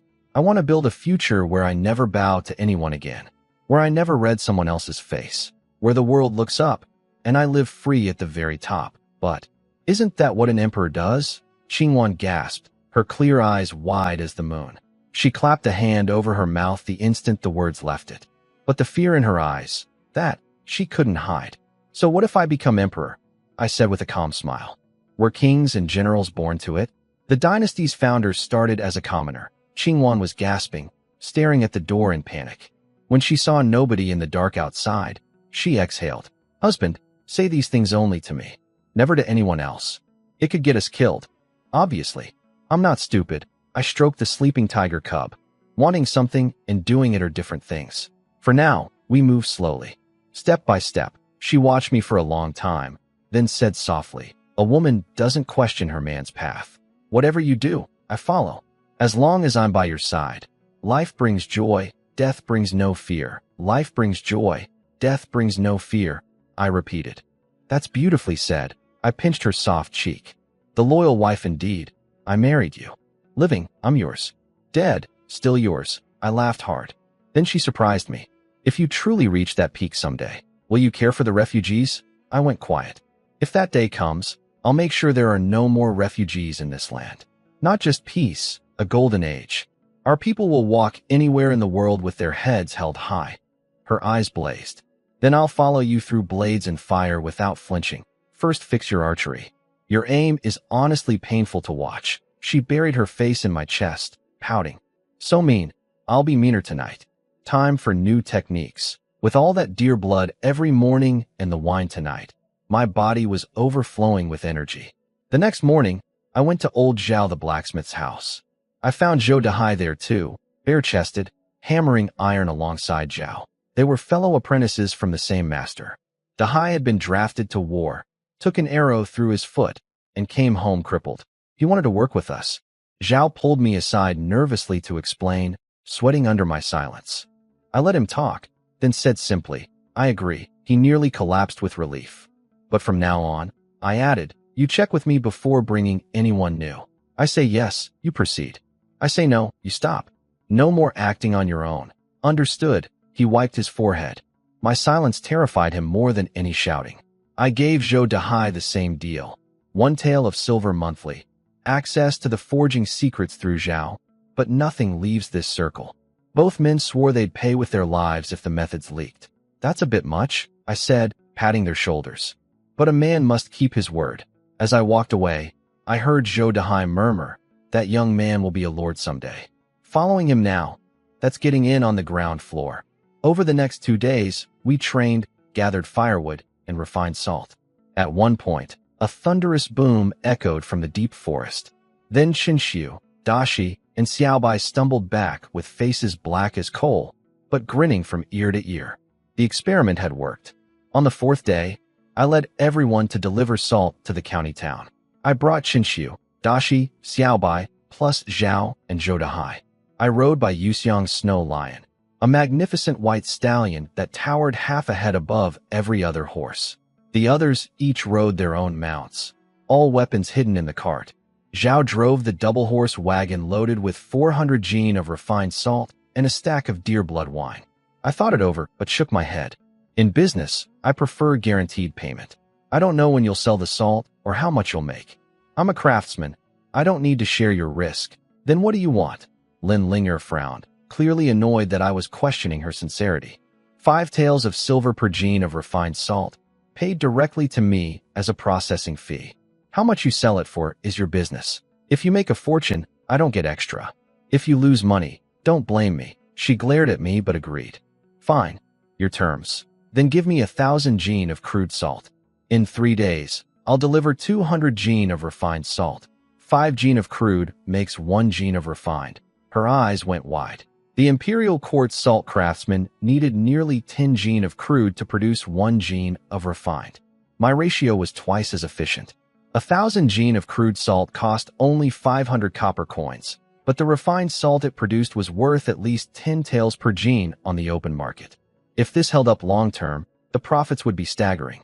That's roughly the ratio, I confirmed. Take the salt. I'll be waiting in 3 days. She waved her hand. Deal done. The young boss is generous, I said. Then I asked to borrow 50 strings of copper coins for hiring workers and buying firewood. She didn't hesitate, led me to the counter and ordered her manager, a round-faced man with a thin mustache, to count it out in loose copper. While the man counted, his beady little eyes kept darting around. I said nothing but watched every flicker. When he handed over the money, he casually asked what business I was in and where I'd learned to refine salt. Family trade, I said flatly, swung the money onto my back, and walked out. Before leaving, I leaned close to Lin Linger. Your manager asks too many questions. I wouldn't normally say anything, but it could affect our business. Don't worry about him. He's loyal, she said coolly. But I caught the flash of cold steel deep in her eyes. She already knew. Everything was under her control, which only deepened my puzzle. If she was this sharp, how had bandits managed to kidnap her that night? 3 days, then, I said with a bow. She fixed me with a serious look. Have we truly never met? Or are you hiding something? I don't know what you mean. Then at least tell me your name and where you live. I can't do business with a ghost. We're just passing acquaintances. Get out. She slammed the door in my face. I shrugged and drove my cart away. Up on the 2nd floor, I felt eyes on me. I glanced up at the latticed window. I caught a glimpse of Lin Linger jerking sideways to hide, and heard a solid thud as her forehead smacked the window frame. I smiled to myself and kept driving. Upstairs, she was crouching in pain, rubbing the bump on her head, cursing me. That stubborn ox. That rude farmer. Behind her, a tall woman in a green combat outfit hopped off the embroidered bed, stretching like a cat. It was Bai Yuxiang, though I didn't know she was there at the time. She was wild and beautiful, a short knife at her hip, radiating the energy of a storybook swordswoman. First time I've seen you this crazy over a man, Bai Yuxiang teased. You even went to the countryside looking for him. Is this the one? Bai Yuxiang, Lin Linger stamped her foot. Sho. I'm a wanted bandit chief, remember? Keep your voice down. This is my house. Nobody can hear us. Can never be too careful, Bai Yuxiang sighed. Then got to the real reason for her visit. Business was bad. She'd scared every bandit in 100 li into hiding, and the rich families had all hired guards. Her men were going hungry. Lend me 100 taels. I'll pay you back after the next big score. Never seen a bandit chief as pathetic as you. Here, take it. Lin Linger threw a bag of silver at Bai Yuxiang, though I only learned about this conversation much later.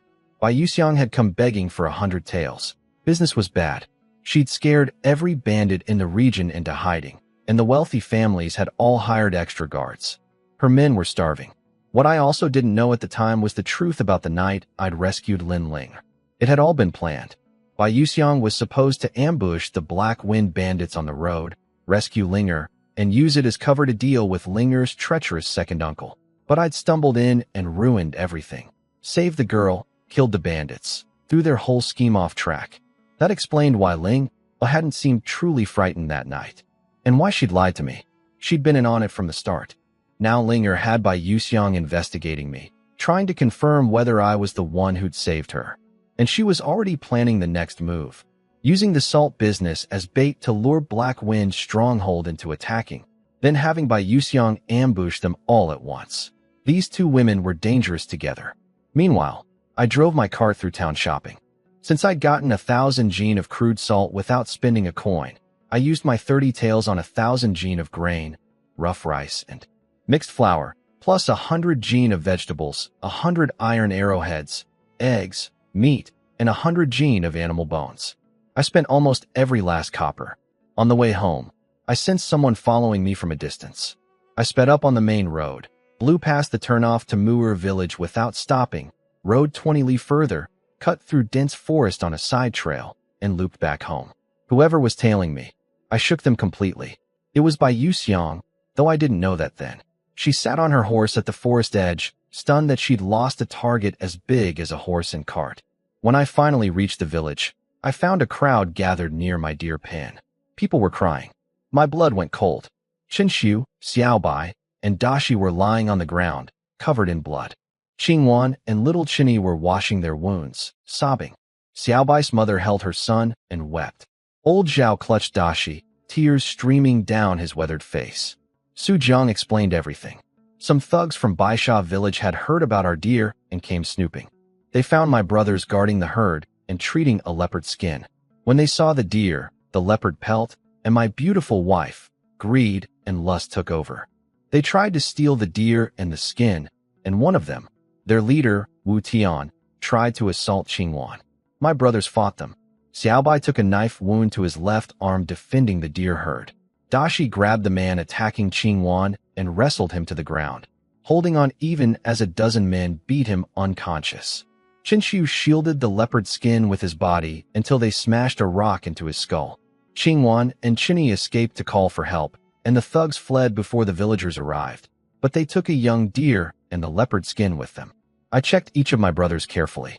Xiaobai's cut was to the soft flesh. Painful, but not serious, no bone damage. Dashi's face was swollen and purple, but his skull was intact. Qinshu had a bleeding head wound from the rock, but the bone underneath seemed fine. They'd all survive. Uncle Su, please take care of them. Have some men help carry my supplies home. I stood up. Everyone who saw my eyes took a step back. The cold in them was inhuman. They'd beaten my brothers, robbed my property, and tried to violate my wife. I pulled a horse from the pen, swung into the saddle, and rode straight toward Baisha village without another word. She didn't take a carriage this time. No servants either. She just walked beside me, those big bright eyes staring at me nonstop. Can I help you with something? I asked, uncomfortable under her gaze. What's your name? She asked. Her instincts were clearly screaming that I was the one who'd saved her.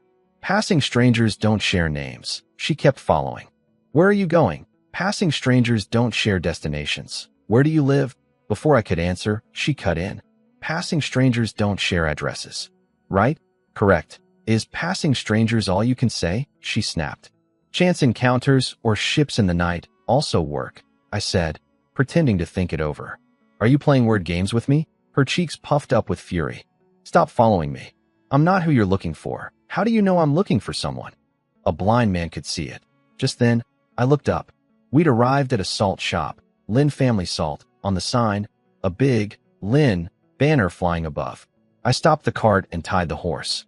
She paused, curious. What are you doing at a salt shop? Before I could go in, shouting erupted from inside. A heavy-set middle-aged man was being shoved out the door by several young workers. I recognized him instantly. He was the second uncle from last night, the one who'd supposedly led a rescue party for Zhang Yu. So he worked at Lin Family Salt. You ungrateful worms. How dare you treat the old boss like this? He cursed. You're not the boss, Lin Yusin. A worker shouted back. The real boss is Lin Yufeng. The young boss is Lin Linger. You're just a cousin who was put in charge temporarily. You stole nearly 1,000 taels of silver while the boss was away. Our young lady has proof of everything. Be grateful she didn't break your legs. Everything clicked at once. The girl beside me wasn't Zhang Yuer. She was Lin Linger, the young boss of this salt shop. Her father was Lin Yufeng, currently missing. This loudmouth was her crooked uncle, Lin Yusin. She'd come back, uncovered his theft, and thrown him out with ruthless efficiency. So much for honesty, I muttered. Good thing I wore a mask last night. I had to admit, though, her decisiveness impressed me. She'd seized control the moment she returned, exposed her uncle's crimes publicly to claim the moral high ground, and installed her own people. Sharp mind, iron will, decisive action. But something still didn't add up. A girl this calculating. How had bandits managed to capture her? Was it really carelessness? Then Lin Yusin spotted her standing next to me. He erupted, jumping up and down, screaming, "Lin Linger, you ungrateful little beast. I risked my life saving you from bandits 2 days ago, and today you throw me out? Your father left me a letter saying if anything happened to him, I run this business. You're just a girl. You'll be married off with a dowry, and that's it. Look, everyone, here's his written will." He waved a letter in the air. A crowd of onlookers gathered. Lin Linger had been about to respond when she noticed me beside her. Her eyes spun with sudden mischief. She grabbed my sleeve and put on a terrified face. "My cruel uncle is trying to steal my family's shop. Save me, young sir." I stared at her. How had I suddenly become part of this? I wanted to walk away, but I was about to do major salt business with this girl. If I ruined the relationship now, the deal was dead. I let out a heavy breath and looked at Lin Yusin. "Second Master Lin, what exactly does that letter say? Who are you to question me? Get lost," Lin Yusin snarled. He didn't recognize me since I'd been masked the night before. Before he could react, I snatched the letter from his hand and read it quickly. He lunged to grab it back, and I let him. But nobody noticed that I'd already swapped it with a piece of scrap paper from inside my coat. A simple sleight of hand trick. "You said the letter proves the shop is yours," I said calmly. "But that's not what I read. It absolutely says that. Look, dear brother Yusin, in these troubled times, I travel to Jinzhou and may not return." He held up the paper and started reciting from memory. "You're holding it upside down," I pointed out helpfully. The crowd burst out laughing. He flushed red, flipped it over, and tried to keep going. "If you want people to believe this letter is real," I cut in, "have someone else read it. Otherwise you're just making things up to steal a young woman's business." "Fine." Someone read it, he growled. A couple of scholars wandered over and took the paper. One cleared his throat and read aloud. "Old Lee's Clinic, specializing in men's problems, especially impotence. Results guaranteed." The crowd exploded with laughter. Another scholar continued, 30 years of medical practice. Expert in women's irregular monthly cycles. "So your father's will is actually a doctor's advertisement for bedroom troubles?" Someone howled. Lin Yusin's face turned purple. He glared at me. "You switched my letter." Before I could respond, Lin Linger stepped forward, all traces of laughter gone, eyes blazing. "Lin Yusin, I trusted you. And while my father was away, you stole nearly 1,000 taels and tried to seize our family business from a defenseless girl. Throw him out." Her workers grabbed clubs and chased him down the street. He ran like a rat. "Thank you for helping me again," she said sweetly, looking up at me with those clever eyes.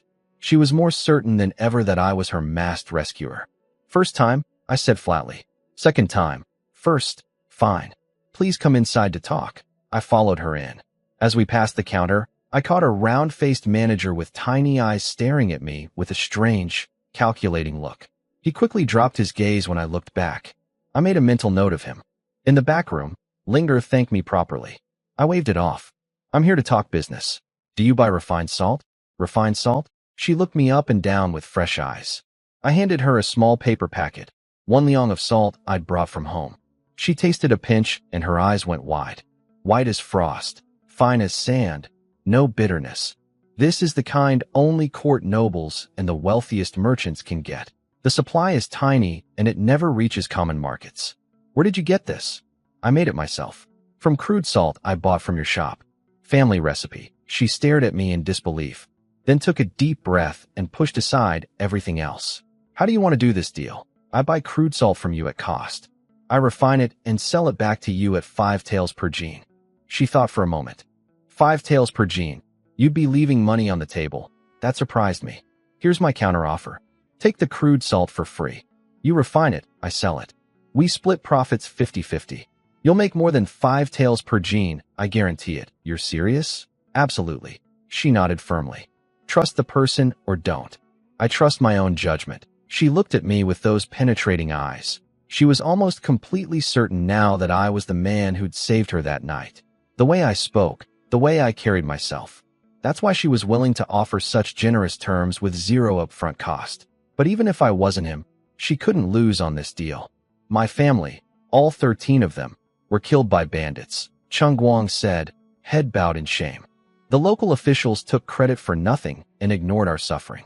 I deserted the army to get revenge. Loyalty and righteousness can't always walk the same road. I understand, I said. He froze. His nose reddened, and he whispered, "Thank you, Brother Chun. Years of being judged and misunderstood. And finally someone strong enough to matter said they understood." I turned to Lu Handong. "Why did you become a bandit?" "Bandits stole our grain. My whole family starved to death. The boss saved me, so I followed her, simple and honest. Strong men tend to be like that." Bai Yuxiang said everyone in her stronghold had similar stories. Each one had lost someone to bandits. Their only crime was killing too many bandits and robbing too many corrupt rich families. I believed her. Qinshu came over wiping blood from his hands. The interrogations were done. Lu Haizi and all the bandit leaders had died in the explosion. Only a handful of survivors remained, and none had escaped. "We had them expose each other's crimes like you ordered," Qinshu said, eyes burning with fury. "Not one innocent man among them. Unspeakable things, tossing babies on sword tips for fun, cutting hearts from living people to cook and eat." Xiaobai's team finished searching the stronghold. The haul, roughly 10,000 taels of silver, 30,000 jin of grain, 35 horses. Black Wind stronghold had been sitting on a fortune. Then Dashi popped out of a hole in the ground. "Brother Chun, there are women down here." Over 80 young women crawled out of a dungeon. The youngest about 14, the oldest maybe 27. Half-dressed or worse. When they saw the carnage around them, they huddled together on the ground, too terrified to make a sound. Dashi told me quietly they'd all been kidnapped after their families were murdered. Some were refugees. There used to be nearly 200. Half had been tortured to death. The Xiang men gripped their weapons, knuckles white. Every one of them was remembering their own painful past. Bai Yuxiang went to the women and spoke softly. They cried out with joy, then collapsed into each other's arms sobbing. She cried with them. "Brother Chun, please, let us deal with the remaining prisoners," Chung Guang begged, staring at the surviving bandits with desperate eyes. "Fine," I said. "But first, I want to see your archery." Chung Guang called out 4 bowmen. Standard military bows, decent, but only 4 archers in the whole outfit. Training real bowmen takes years. Unlike our pulley crossbows where you mainly need to develop aim. One chance. Show me how many you can kill. Dashi, cut them loose. Dashi chopped through the ropes. "Run, you rats. Let's see what's faster. Your legs or their arrows." 13 bandits scattered screaming toward the gate. I let them get 30 paces out, then called, "Shoot." Arrows flew. But nerves or poor skill, more missed than hit. By the time the bandits reached the gate, only 7 were down.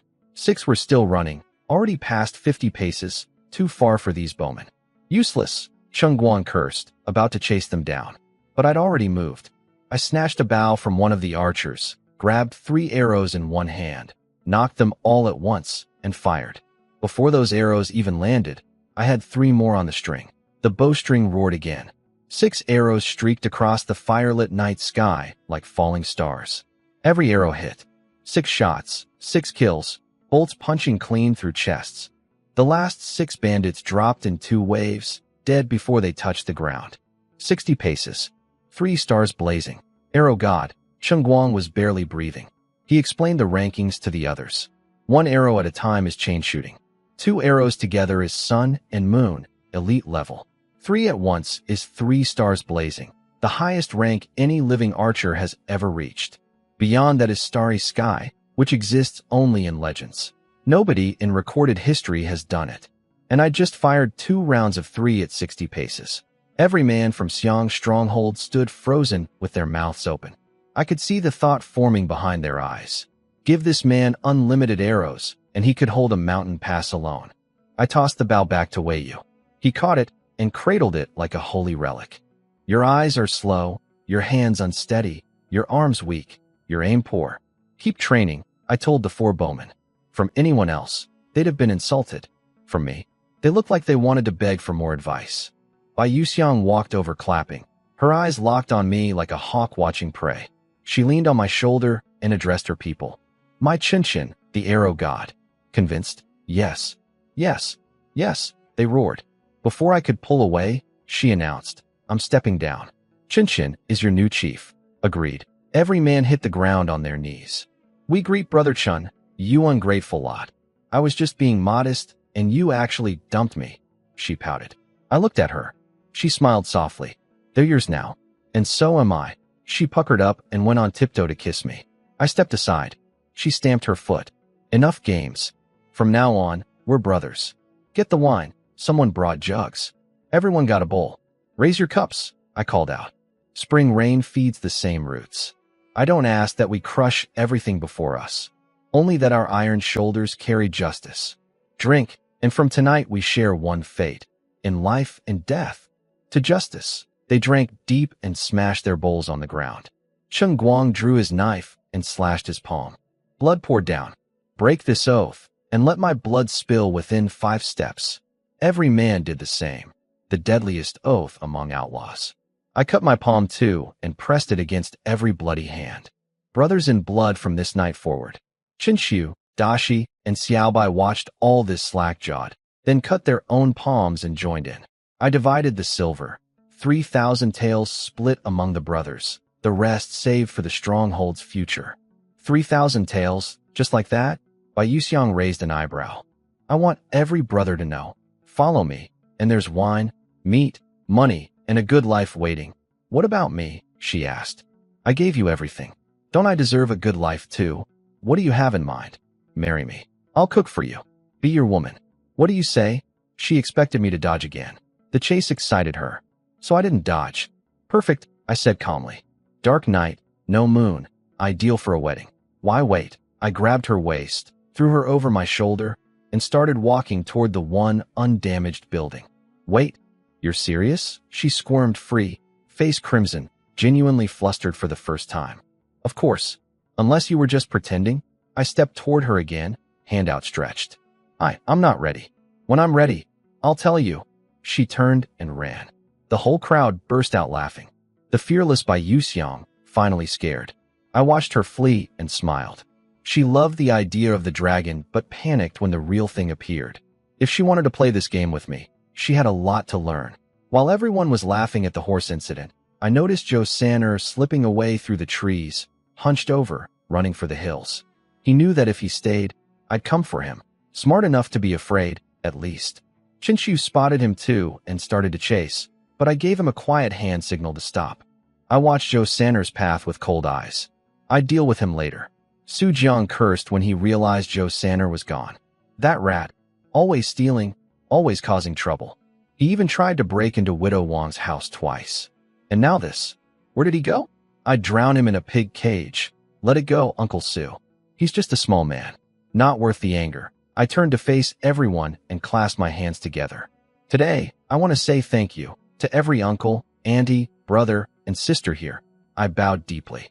Qingwan curtsied beside me, eyes red, thanking everyone through her tears. Stop that, Su Jiang laughed. We're one village, one family. You killed the boar, saved lives, brought us work and money. Without you, people would already be starving to death. If anyone should say thanks, it's us. The villagers all spoke up, one after another. They told me not to worry about anything. They said I was the heart of the whole village now, and they'd protect me no matter what. Even if I had killed those men, which officially I hadn't, those thugs deserved it. Qingwan was crying so hard she could barely stand, bowing to everyone over and over. I was genuinely moved. When the people's hearts, and you win everything, treat them well, and they'll give you their souls. If I ever wanted to build something great, I could never forget this truth. Everyone come to dinner this afternoon, I announced. Meat, wine, and steamed buns. My treat. That's too much, Su Jiang protested. You've all shown me kindness heavier than mountains. A meal is nothing. We'll do this often. Ma Lian leaned over her wall, grinning. Brother Chen, we've got buns and meat right here at my place.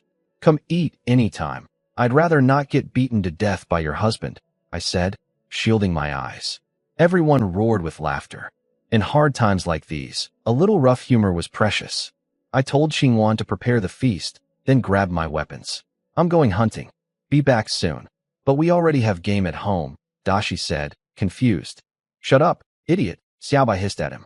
I walked down the mountain path like I was heading into the forest to hunt. But once I rounded the bend where no villagers could see me, I cut through the bushes, climbed the ridge, and followed Joe Sanner's trail. Tracking a man like him was child's play. He was an ordinary person who knew nothing about hiding his tracks. He was also half-starved and couldn't have gotten far. I even shot a few birds along the way. Soon I spotted him in a pine grove, slumped against a tree, gasping for breath, fanning himself with his hand. "Damn you, Li Chun," he was muttering between breaths. "I'll go to Baisha village and tell them you're a killer. The Wu family runs that place. They have connections at the county office. I'll swear you murdered those men. They'll throw you in prison and chop your head off in autumn." From right behind him, I spoke. "Zhou Sanner, who?" He jumped up and spun around. The bowstring sang. The arrow crossed the gap in a heartbeat and buried itself between his eyebrows, the point punching out the back of his skull in a spray of red. He was dead before his eyes finished widening. After dealing with Zhou Sanner's body, I wandered the forest a bit longer. Got lucky, found 2 roe deer drinking at a stream. Shot one, and the other ran off. But then the stupid thing actually came back to see what happened to its friend. I had no choice but to take it too. You can't argue with that level of innocent stupidity. I made a rough carrying pole and hauled both deer back, about 130 gene total, plus some big birds I'd shot along the way. When I got home, the whole village was already buzzing. The women had finished their work and were cooking up a storm. Tables were set up inside and outside the yard, over a dozen of them. Kids crowded around little Chinny, gawking at the tiger cub and squealing with excitement. The whole village had gotten used to having a baby tiger around. Lu Jinsue, the village chief's wife, was helping Qingwan organize the cooking, directing the village women like a general commanding troops. Everything ran smooth. Chinchi was doing accounts. Dashi was wrestling with a group of teenage boys on the side. After my training, 2 or 3 of them together couldn't take him down anymore. Xiaobai was tucked in a corner, filing and adjusting crossbow parts as always. The men who weren't cooking were chopping firewood or sitting around chatting. Laughter and chatter filled the whole village. It felt like a real home. "Look, Brother Chen's back. 2 roe deer and a bunch of birds. The man never comes home empty-handed." Everyone crowded around, amazed. Dashi puffed out his chest proudly. "My brother Chun is the greatest hunter in the world. No, the greatest man in the world." Some of the women teased him. "Oh yes, the greatest at everything. Especially the kind of fighting you do without clothes on. But Brother Chin doesn't take his clothes off to fight," Dashi said, genuinely confused. Everyone howled with laughter. Xiaobai glared at him from his corner. "You idiot, they're not talking about actual fighting. Just go help Brother Chun carry the meat." Dashi ran down the hill to take the load off my shoulders, still scratching his head, not understanding the joke. Qingwan was beaming so hard her cheeks hurt, listening to everyone praise me. Nothing made her happier than hearing good things about her husband. Nearby, I noticed Su Xiu'er glancing at me, then quickly looking away, her bright eyes dimming. She said nothing, just kept working with her head down. Qingwan noticed too. She walked over to Xiu'er and started washing vegetables beside her. After some small talk, she lowered her voice. "Xiu'er, do you have anyone you like? What? Why would you ask something like that?" Xiu'er's face turned red and she nearly dropped her vegetables. "Actually, my husband is a good man. Maybe you should consider him. Are you crazy? What wife offers her own husband to someone else? I'm not joking. I know he cares about you too. It's just that." Qingwan started to explain. But just then, Dashi burst through the gate holding both deer aloft, shouting, "Brother Chin says to butcher these and give every family some meat." The yard erupted in cheers, drowning out whatever Qingwan was about to say. Qingwan smiled at the flustered Xiu'er. "Think about what I said. I'm serious." She walked off to chop vegetables, leaving Xiu'er standing there with shaking hands, burning cheeks, and a heart pounding so hard she'd forgotten what she was supposed to be doing. "Why did you come to Mu'er village first?" I asked. Chu Qingsong told me he'd visited our village recently on an inspection tour while I was away.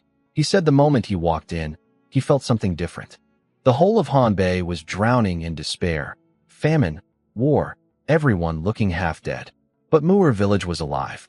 People smiling, working, hopeful, like a sunrise in a graveyard. He'd asked around and gotten one answer for everything. "Li Chun, if you can transform 3 villages like this," he said, "I believe you can settle these refugees too. I know it's a lot to ask, but I think you have the same compassion I do." His eyes were completely sincere. No flattery, real respect. I thought it over, then nodded. "I'll take in the 1,600 refugees outside Pingyang City. That should ease your burden. Really? His face lit up like a child's. Really? I'll write a report recommending you immediately. The county captain position. It's yours. He grabbed my hand, barely containing his excitement. Being an official doesn't matter to me, I said. What matters is doing right. Looking up without shame before heaven. Looking down without shame before earth. Then I added, I have one condition for taking these refugees. Name it. I guarantee nobody will freeze or starve. Everyone will have work and food. But I need the county government to stay out of my way. Let me handle the settlement my own way. Done. He agreed instantly, then offered 500 jin of grain daily from the county stores. I smiled. You're quite the accountant. The county used to provide 1,000 jin for refugee relief, but Wu Chuang and the old magistrate had been pocketing most of it. Now Chu Song was trying to save money. You're capable enough to stretch it, he said sheepishly. The rest is needed for emergencies and other refugee camps. Fine. But instead of daily deliveries, just give me 100,000 jin all at once. Consider it a buyout. After that, those refugees are permanently off your books. He hesitated. 100,000 jin was a lot. You're forgetting. 50,000 can come from Wu Chuang's seized grain. The county only needs to provide the other 50,000. His eyes went wide. Brilliant. Half the cost, same result. Deal. But you'd better not come back asking for more when you run out. I'll discuss it with my people. If everyone agrees, we sign a red contract. Agreed. Neither of us wasted words. I told him I'd go prepare and send word. The moment I stepped out of the county office, the street exploded. Firecrackers cracked from every direction. Cheering erupted from hundreds of voices. Then I saw them, common people, old and young, crowding the street. Some were on their knees, white-haired elders weeping on the ground. You killed that monster Wu Chuang and avenged my family. He stole my daughter-in-law, beat my son half to death, then beat her until she died. He saw our shop doing well and sent his thugs to destroy us. Framed my son for theft and threw him in prison.